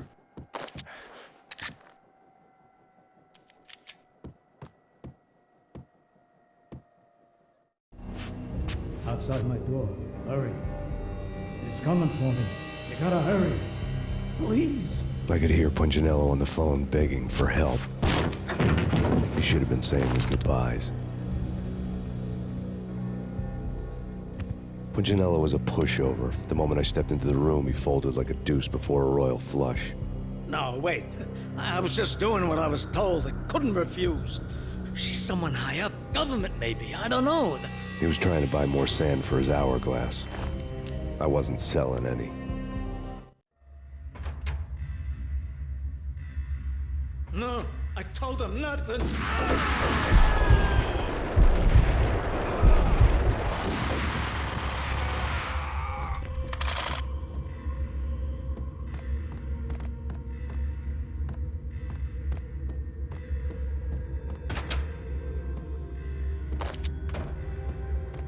Drop it. Don't move. Game over, Max Payne. I could tell when I was outgunned. It was time to take another beating. The mystery witch was a real barracuda. Trouble on dagger heels, a smoking assault rifle in her hand, and an army of killer suits behind her. How sweet. I get to kill two birds with one stone. Sooner or later, it was going to catch up with you.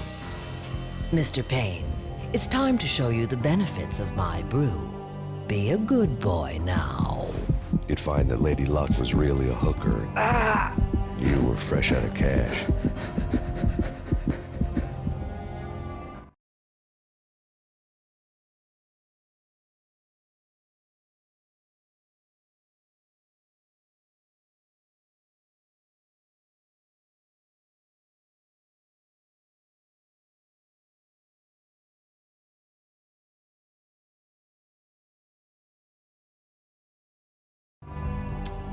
Gentlemen, we're done here. Take me to Cold Steel.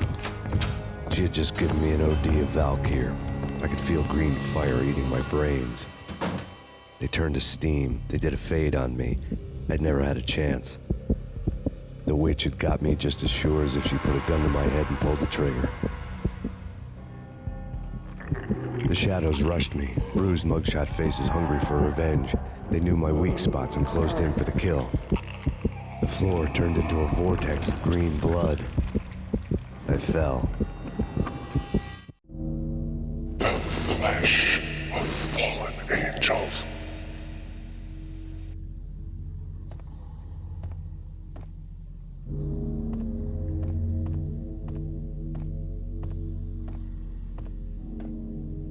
Who's there? Max? Max, is that you? Max? Where are you, Max? Please.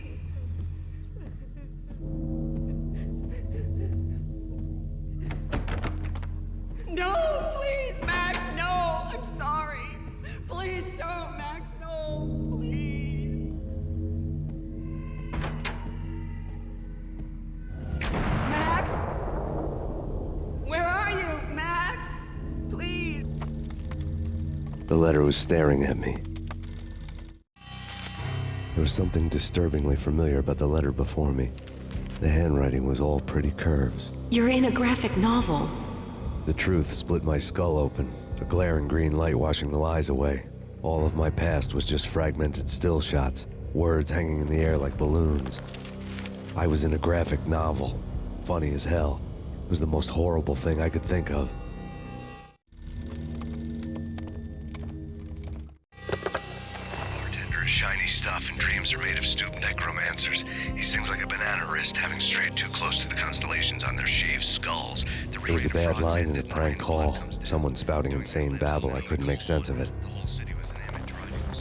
But I had an overwhelming sense of deja vu, and the caller's voice sounded oddly familiar.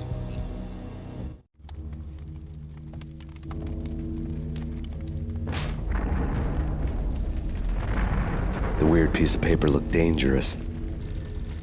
There was something disturbingly familiar about the letter before me. The handwriting was all pretty curves. You're in a computer game, Max. The truth was a burning green crack through my brain, weapon statistics hanging in the air, glimpsed out of the corner of my eye, endless repetition of the act of shooting, time slowing down to show off my moves, the paranoid feel of someone controlling my every step. I was in a computer game. Funny as hell, it was the most horrible thing I could think of. Don't lose it. It's Valk here. The drug. Snap out of it. Try to remember. It was a bad line in a prank call, someone spouting insane babble. I couldn't make sense of it. But I had an overwhelming sense of deja vu, and the caller's voice sounded oddly familiar.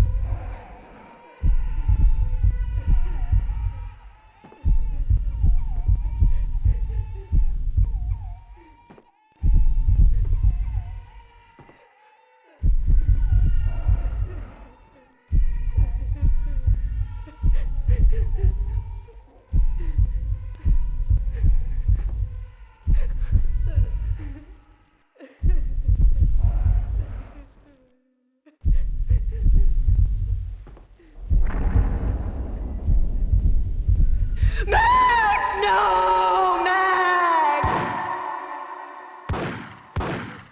Murderer! You killed her!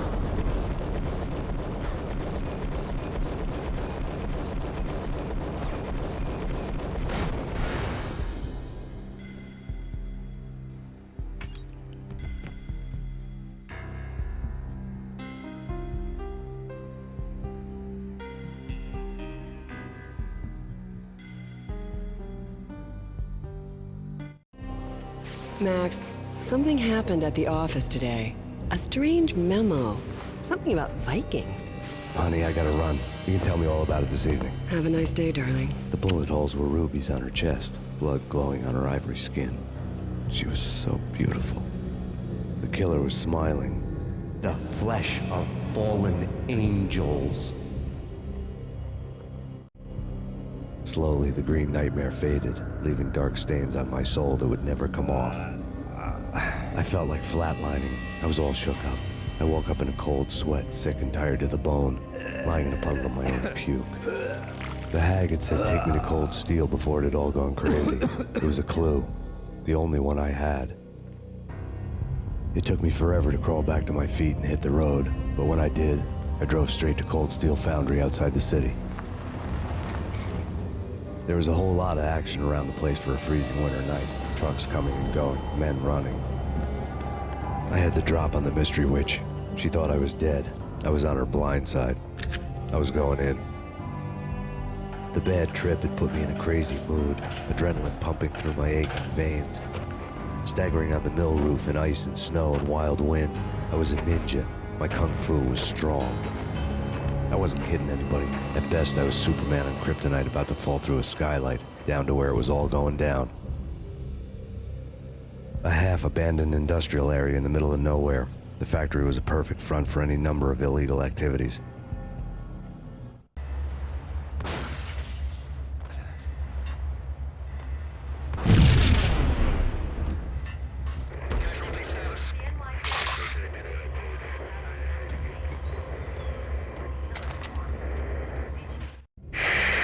Life-threatening weather conditions. A record-breaking killer storm. In the city's history, vehicles stuck in snow. Heavy snowfall. Forecast shows severe weather is expected to continue. Out in the night, snow fell like confetti over the Devil's Parade. The storm was anything but over.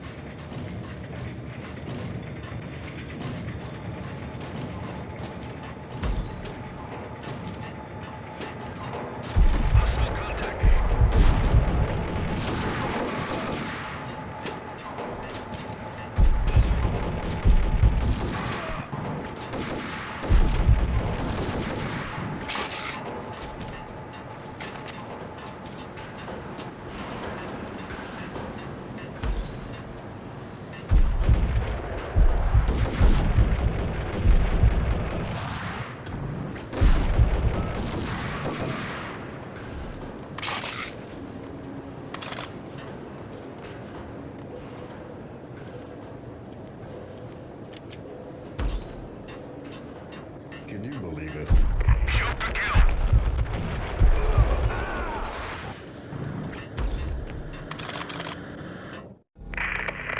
Perimeter breached. The facility has been compromised. Repeat, the Deep Six has been compromised. Initiate Operation Deadeye. The walkie-talkie military lingo could mean only one thing. They were getting ready to destroy the evidence and vanish into the night. I was so close. The hidden truths were just around the corner.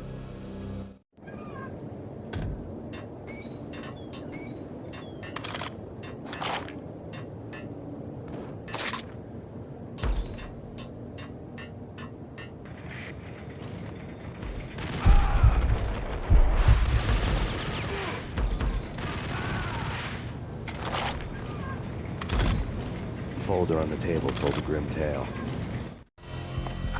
The mercenaries were running a tight operation, paperwork and all. Merchandise missing again. A chemist had tried to smuggle it out for his own private party. Locked him up in cell B7 in D6's old test facility to wait for proper processing. I was close enough to hear the secrets, just beyond the next doorway.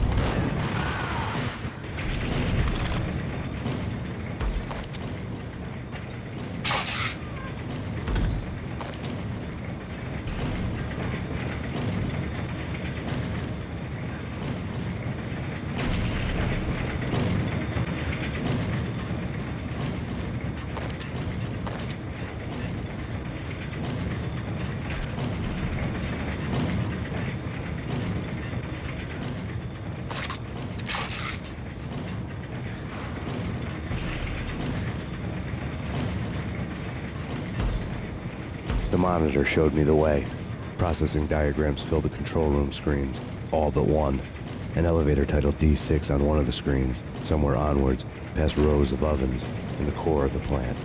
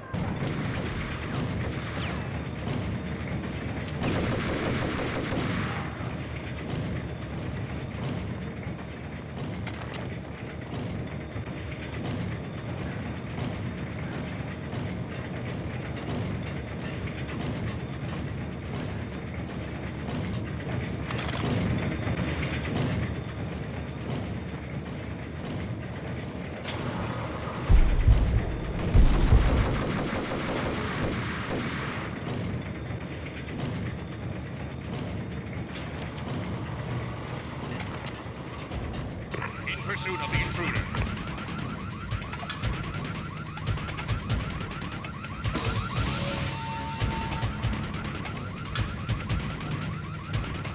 Go, go, go!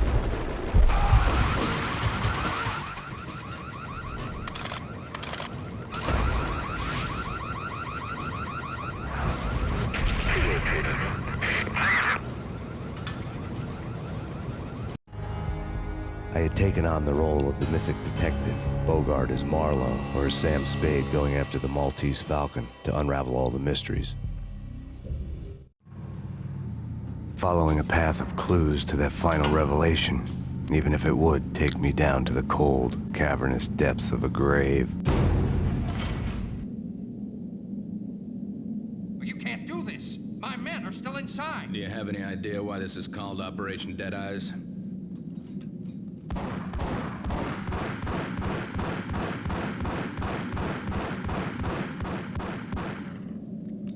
I think he's dead already.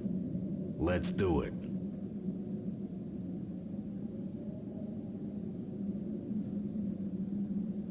Attention all personnel. The self-destruction sequence has been initiated. Evacuate the complex We've got company. Repeat. The self-destruction sequence has been initiated. Proceed to the first exit immediately.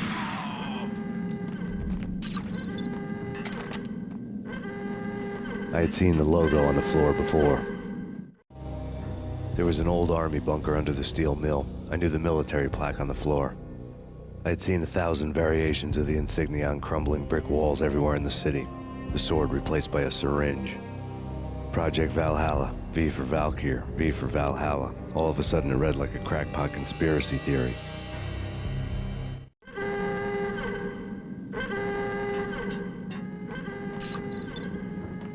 Abort! Abort! The self-destruction sequence has been initiated! Get the hell out of here! The place is gonna blow! Oh!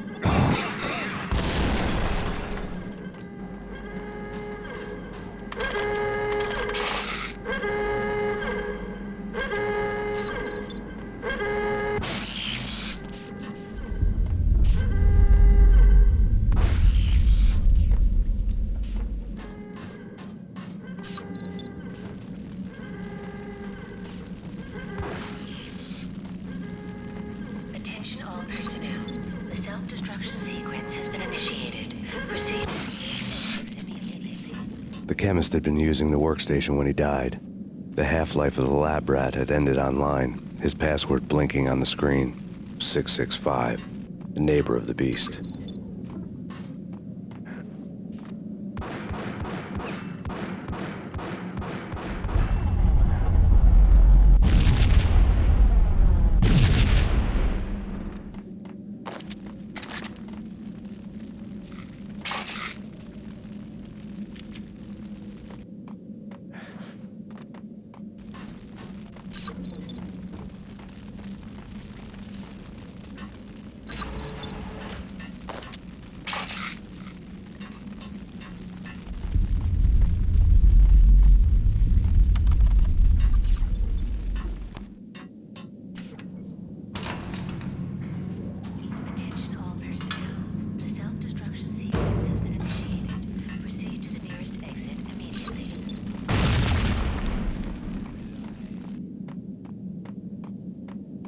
Hey! In here! Hey! Get me out of here!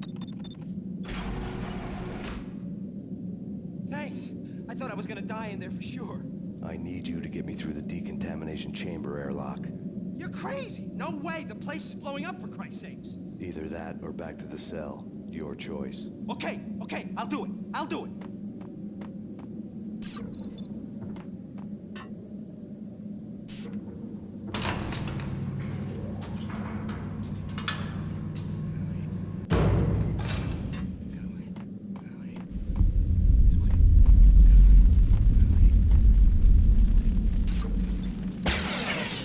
We're dead! We're dead! Go, go, go!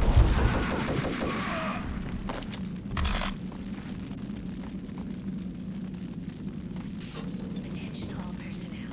The self-destruction sequence has been initiated. Proceed to the nearest Get in! exit. I'll punch you Decontamination through. in Did a bad progress. thing. Bad. Decontamination complete.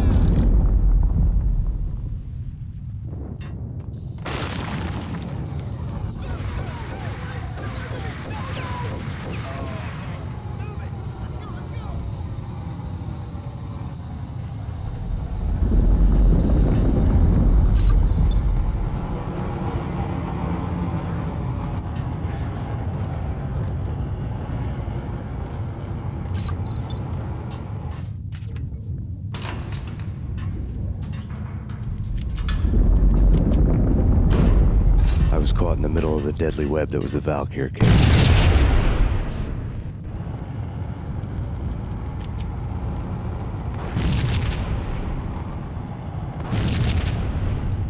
One of the lab terminals had the project logo on the screen. Top secret. Project Valhalla. U.S. Army. Yggdrasil Network.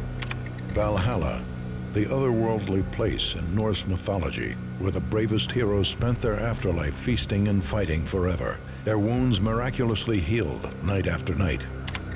Valkyr, the maidens who chose the most courageous Viking warriors and carried them to Valhalla. 1991. The research objective is to create a chemical substance to enhance the stamina and morale of infantry troops. 1995. Results unsatisfactory.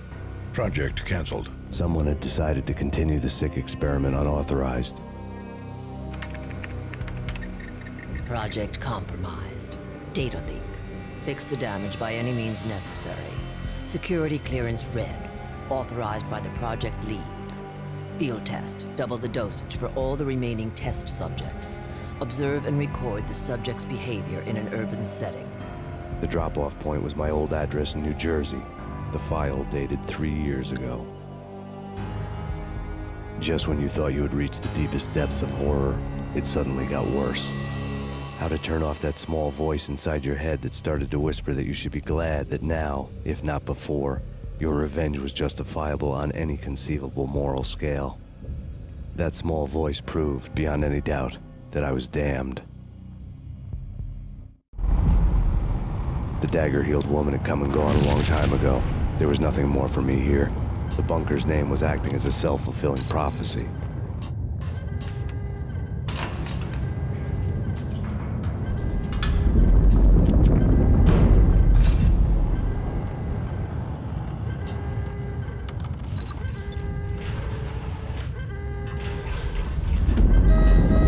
Decontamination. Self-destruction imminent. 30, 29, 28, 27, 26, 25, 24, 23, 22, 21, 20, 19, 18, 17, 16, 15,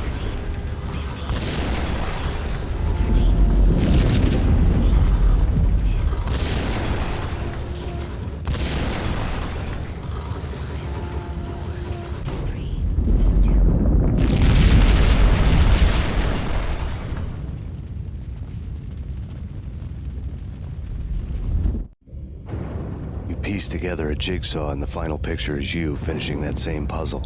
A mad, green-eyed killer standing behind you. An urban legend come true.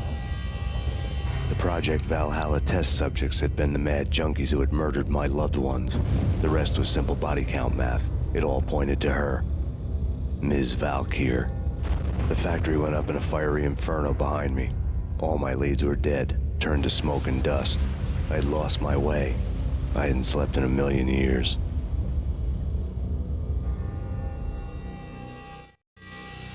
I felt thin as death. I've been living on an endless supply of week-old donuts. They were fuel for this crazy furnace inside my head. I couldn't remember when I had last seen the sun. I was on a permanent graveyard shift. When the darkness fell, New York City became something else. Any old Sinatra song notwithstanding. Bad things happened in the night. On the streets of that other city, Noir York City. I was in an all-night diner, downing cup after cup of coffee that tasted like engine oil, when a new message from BB got me back on the killer track. What the hell happened at Roscoe Street? Maxie, I'm going out on a limb here. We need to talk this through, come up with a plan. 2:30 a.m., the Choir Communications Garage. The more I thought about Alex's murder and the frame-up, the more it felt like an inside job. I should have seen it coming. BB had sold me out, and now he wanted to finish what he'd started. The garage was dead. BB showed up in his tailor-made suit, gold watch, and cufflinks to match, all way beyond a cop's pay. Maxie. Oozing suave charm, he was guilty as hell. What the hell does BB stand for anyway? Backstabbing bastard? Come on, don't be like that. Have a cigar. I don't smoke. Maxie, you have no idea how big this is. It's huge. You have no idea. I think I do. You're a bribe-taking bent cop who sold out his partner. Those mobsters in the subway were a dead giveaway. Hard to miss. Bet it was exactly like this with Alex. Up close and personal. You can't win this one, Max. No, but I can make damn sure none of you do either. BB turned out to be another cardboard cutout bad guy.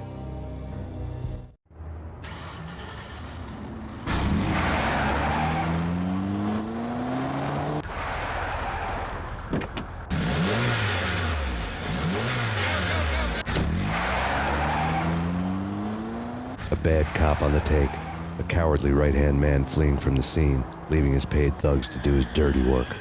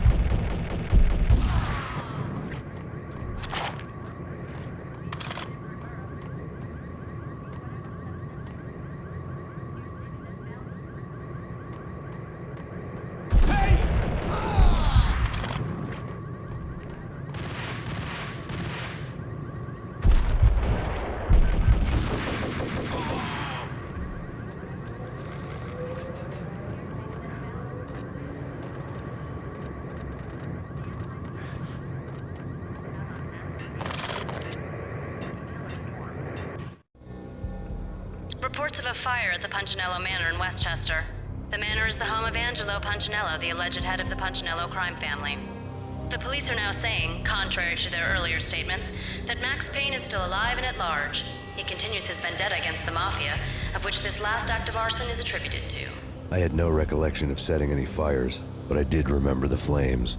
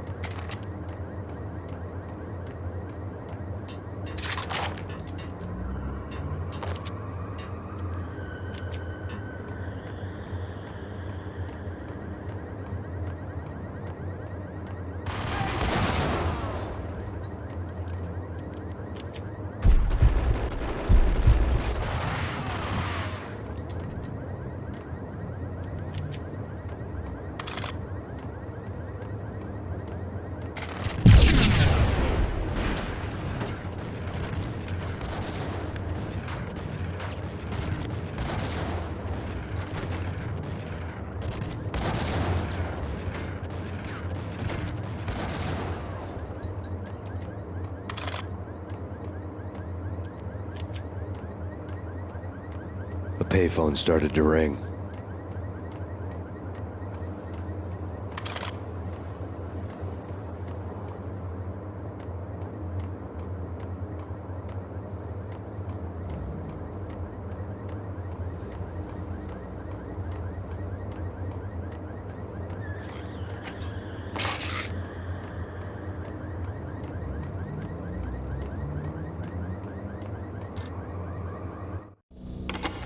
Yeah. Max Payne? Whatever does it for you. This is Alfred Woden. I can give you the name of your enemy. Come to the Asgard building presently. We are expecting you. Woden was waiting for me on the steps of the old building. Mr. Payne, let's go inside. The others are anxious to begin. The others? Despite the general misconception, this building actually predates the City Hall by 2 years, thus being the oldest municipal building still in use here at the foot of the Brooklyn Bridge. No kidding. The old man played tour guide as he led me through a dark, domed hall. The answers I was after loomed large ahead. Mr. Payne, I would like to introduce you to my colleagues in what we call the Inner Circle. You've been watching too much X-Files. You have seen the files on Project Valhalla. We can fill the gaps, provide you with the information missing from those files. We were all involved in the early stages of the project during the Gulf War. What's the catch? We would very much like to blow this thing wide open, but our hands are tied. Her name is Nicole Horn. She was the key figure in Project Valhalla. When the funding was discontinued, she simply refused to quit. She knew exactly what she had in her hands. Nicole Horn is the president of Acer Corporation. She has more than half the city in her pocket. This must be kept under wraps. If you try to go public with this, we will deny any knowledge. We need you to take her out. Afterwards, we can protect you, make all the charges go away. That was the cue for the killer suits to kick in the doors and swarm inside.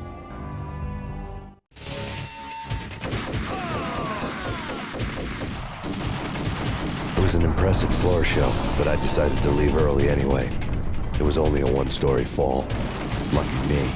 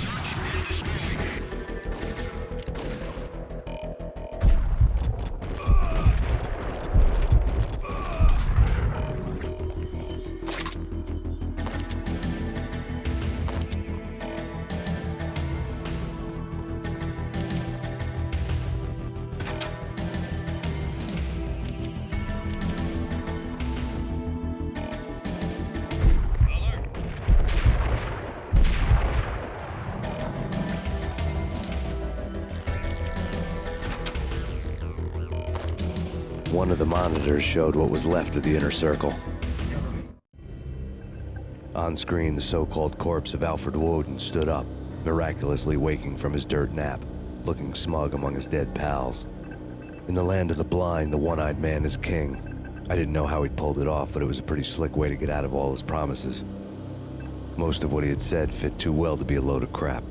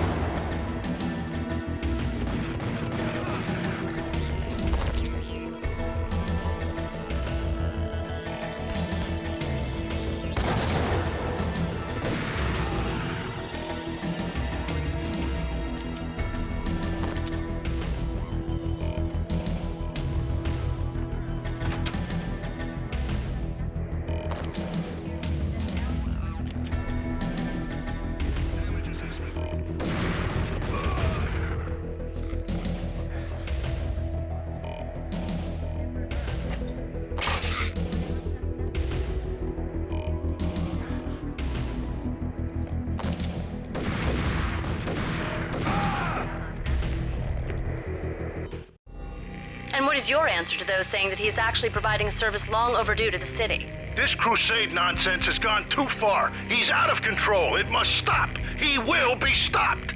That was Deputy Chief Jim Rivera from the New York City Police Department.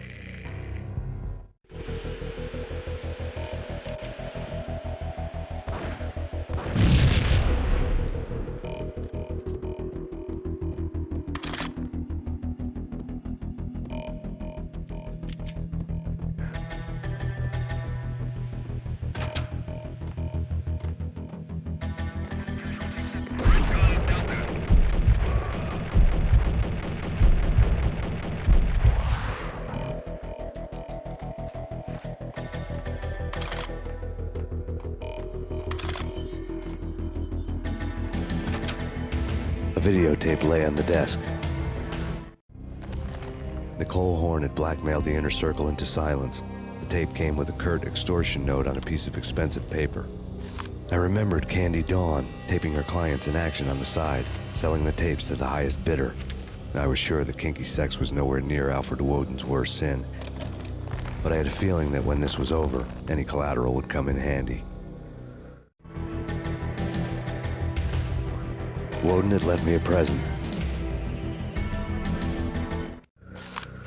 Woden had taken care of my mission preps with military precision. The critical areas in the Acer Corporation headquarters blueprints were circled in red. The president's office was at the top of the building, right below her penthouse suite. The elevators were controlled by a security computer, part of the mainframe located underground below the building. The high-rise was sealed as tight as a sci-fi fortress.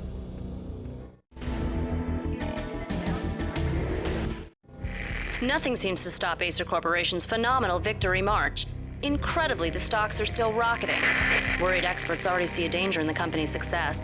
Some have gone as far as to say that Acer Corporation is about to become an even bigger monopoly than Microsoft ever was.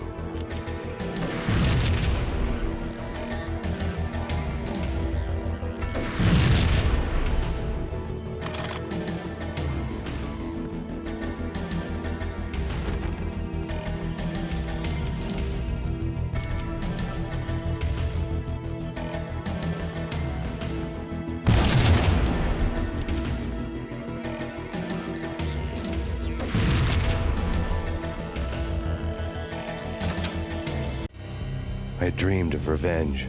Those dreams were always nightmares, of coming close and then failing. Now I was close. I had a name to guide me, Nicole Horn. I had nothing to lose.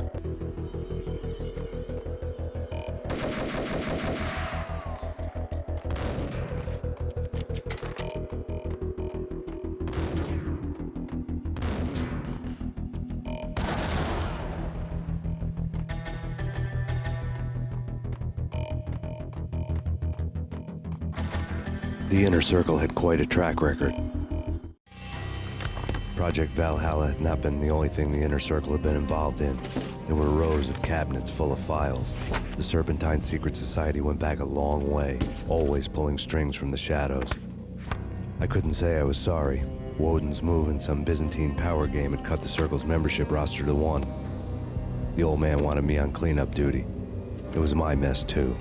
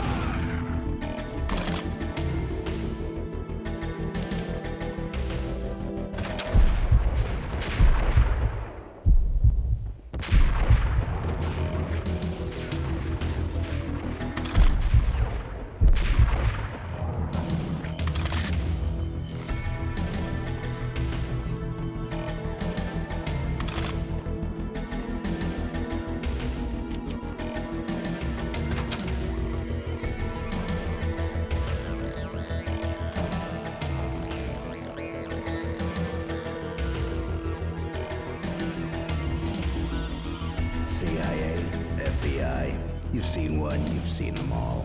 Sure, good for a practice run. But this, working for her.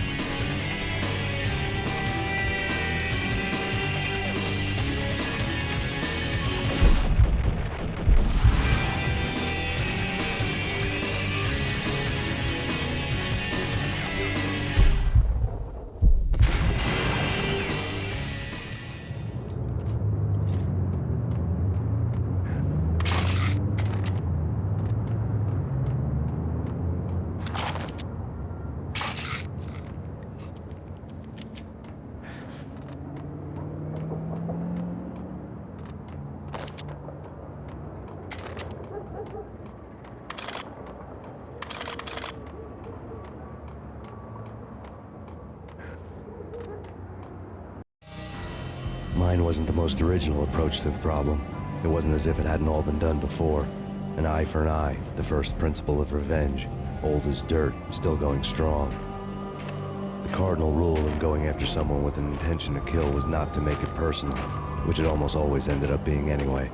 It did with me. I took my time, cruising around the city in the snow. There was no hurry. I knew what I had to do now.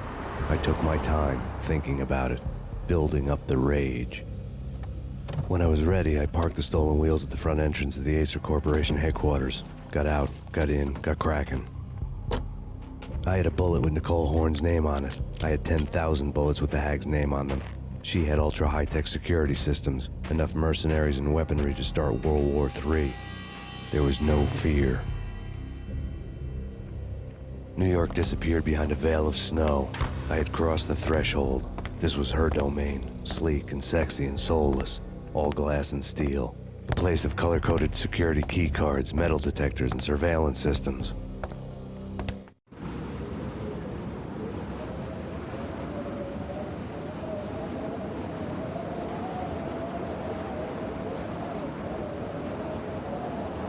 Colder than a walk-in fridge. Cold as a gun.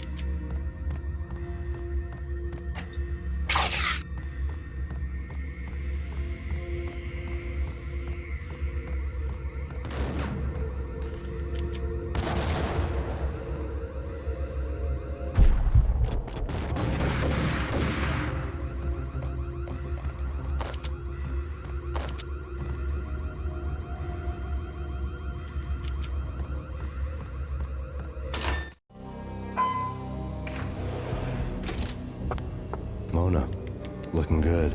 Max, we gotta stop meeting like this. It will be a cold day in hell before I let a narc cop stop me. Miss Sachs, do your job. Relax, Max. You're a nice guy. I don't kill nice guys. You're not bad yourself. It was different when Horn wanted Punchinello dead. To cut her ties to the Mafia, he deserved to die. The same goes with her. She's the bad guy here. Her sister was whispering to her in my favor. I knew the appetites of ghosts intimately. They hungered for revenge. No! A gunshot boomed and she fell down in slow motion. She was a nice girl, not really a stone-cold killer. And now she was stone-cold dead. Like religious fanatics or loyal samurai, Horn's private army was coming at me. Target located.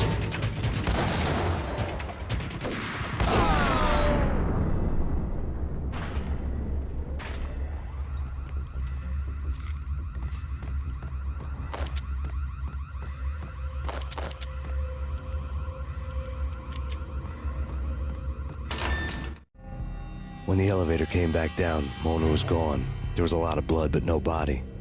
Something clicked for the final time. My mind had never been so clear, as if somewhere high above the storm clouds were already gone, cold stars blazing from the black skies.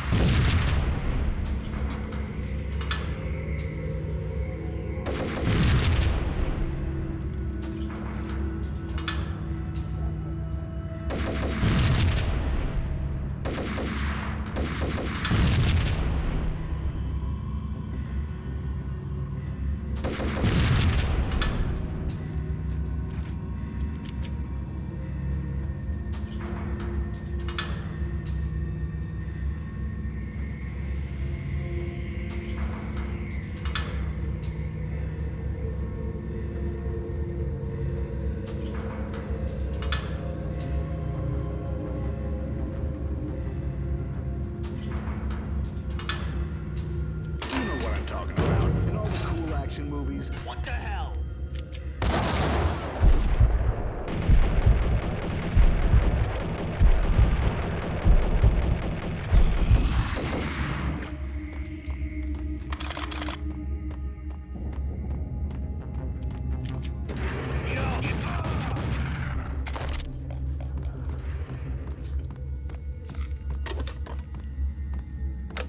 I had elevator access to the mainframe. From there, I'd be able to override the security locks and get to her office.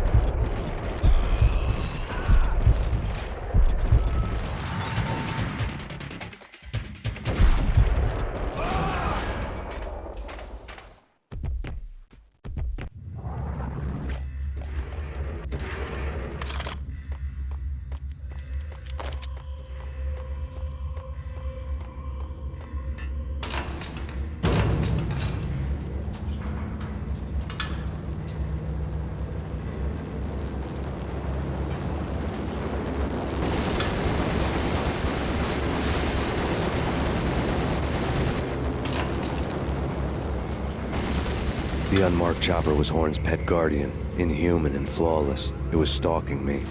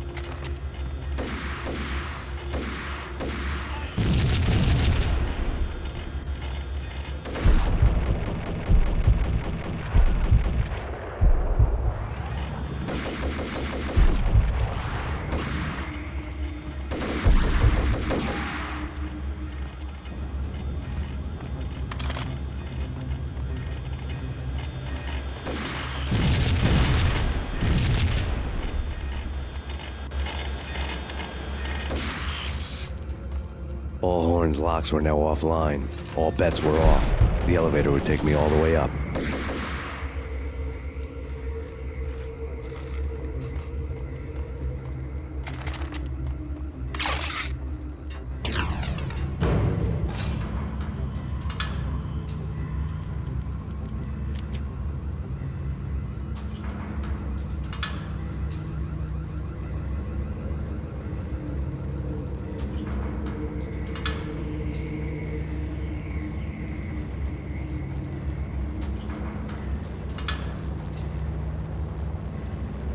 Seen from this height, the night seemed to stretch on to eternity. A hint of desperation had crept into the snowstorm, as if it was trying to get it all out before the end.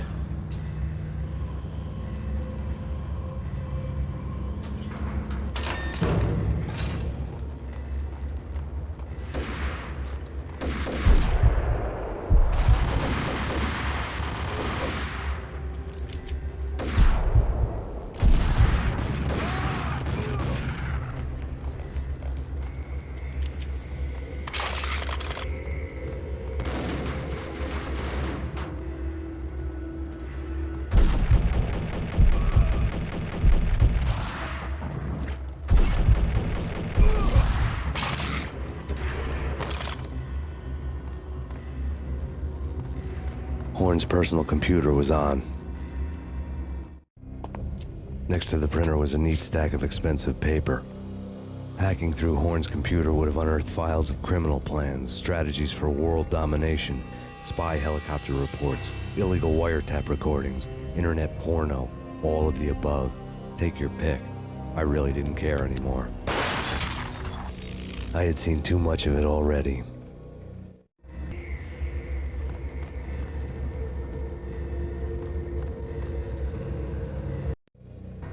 Valkyr had been meant to be a white-winged maiden that would lift you to a warrior's heaven, but it turned out to be a one-way demon ride to hell.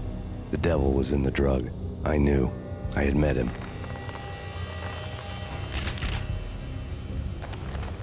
And now I was gonna kill her. The queen of the underworld who had tried to lift herself a bit closer to heaven with her drug money. No begging, no bribes. She knew better. Honor among killers. We who were about to die.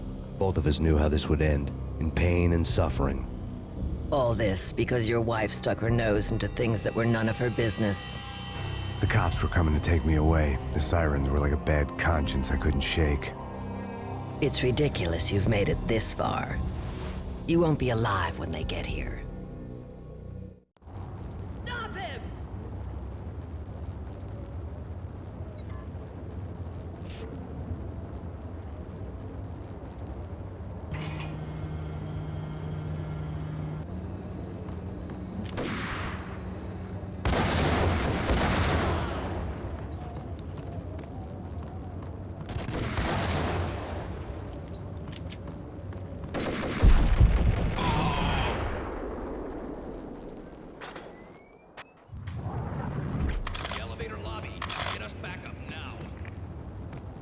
Max Payne, this is futile. A waste of time. The deaths of your wife and daughter were necessary. Inevitable. It is done. You cannot bring them back. Nothing you do will make it any better.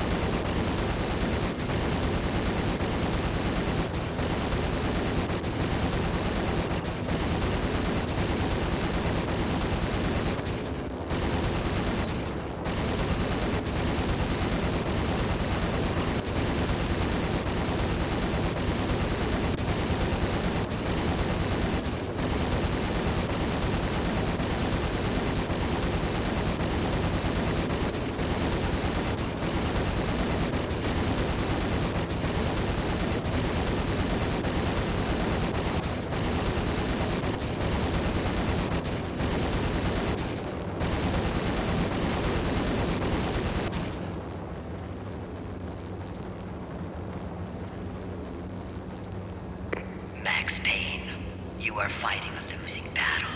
You cannot survive this. You will die. Stop fighting. Make it easy for yourself. Accept your fate. You will die here.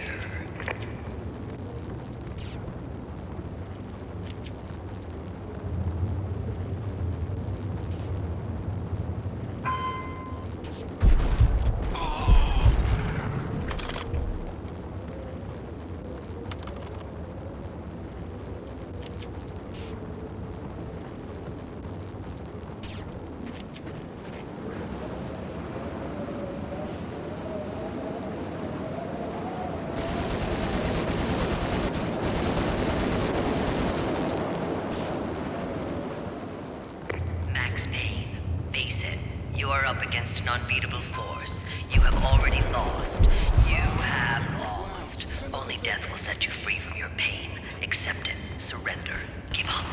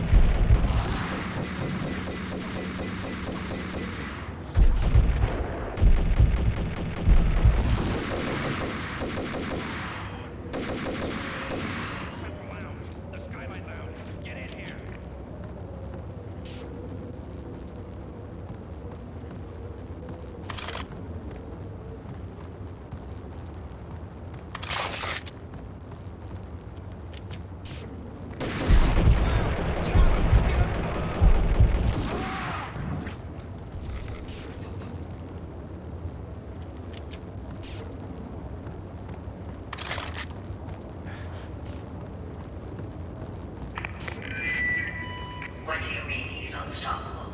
You are superior to him in every way that counts. You are better trained, better equipped. You outnumber him at least 20 to 1.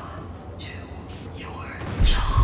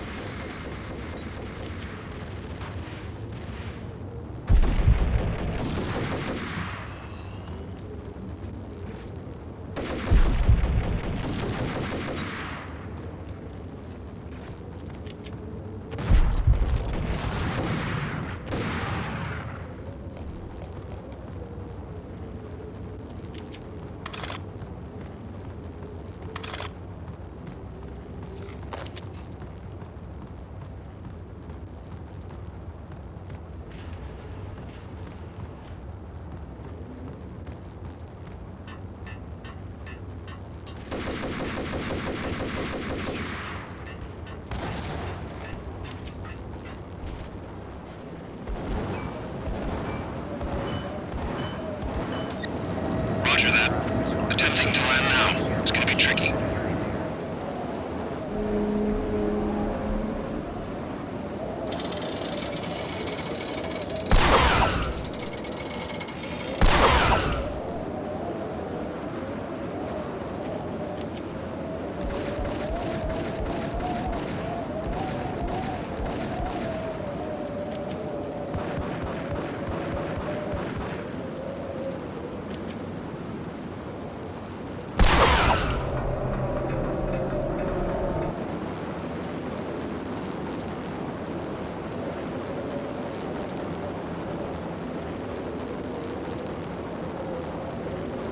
She's on board. We're out of here as soon as the wind dies down. Don't like the look of that mast.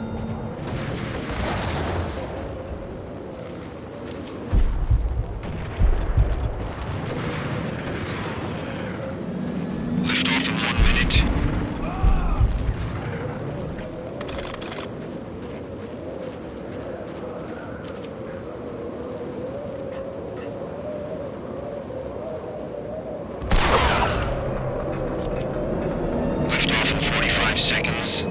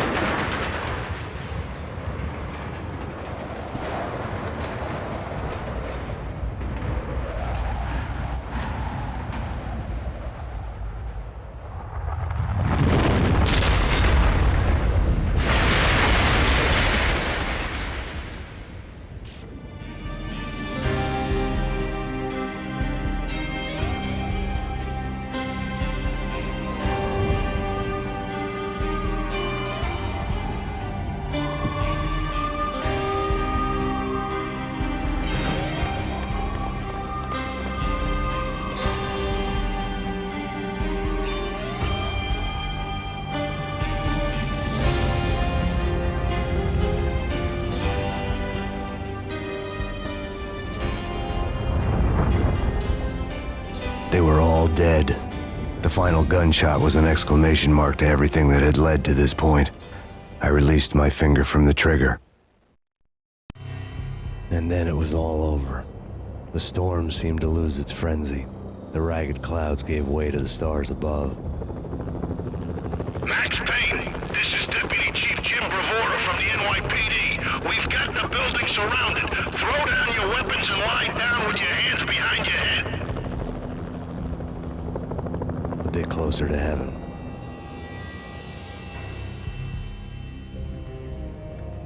The cops' voices were distant and muted. Freeze! NYPD! Hold it right there! My ghosts released me from their haunting. Down below, New York City glittered like diamonds on black velvet.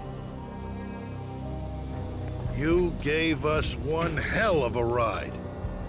Take him down to Central Booking. You heard the man. Woden was there in the crowd, standing by the sidelines. It wouldn't be over till the man with the patch would say so. He'd say the right words. I knew he would. He'd better. Woden grinned smugly. It was the grin of a winner. That made two of us.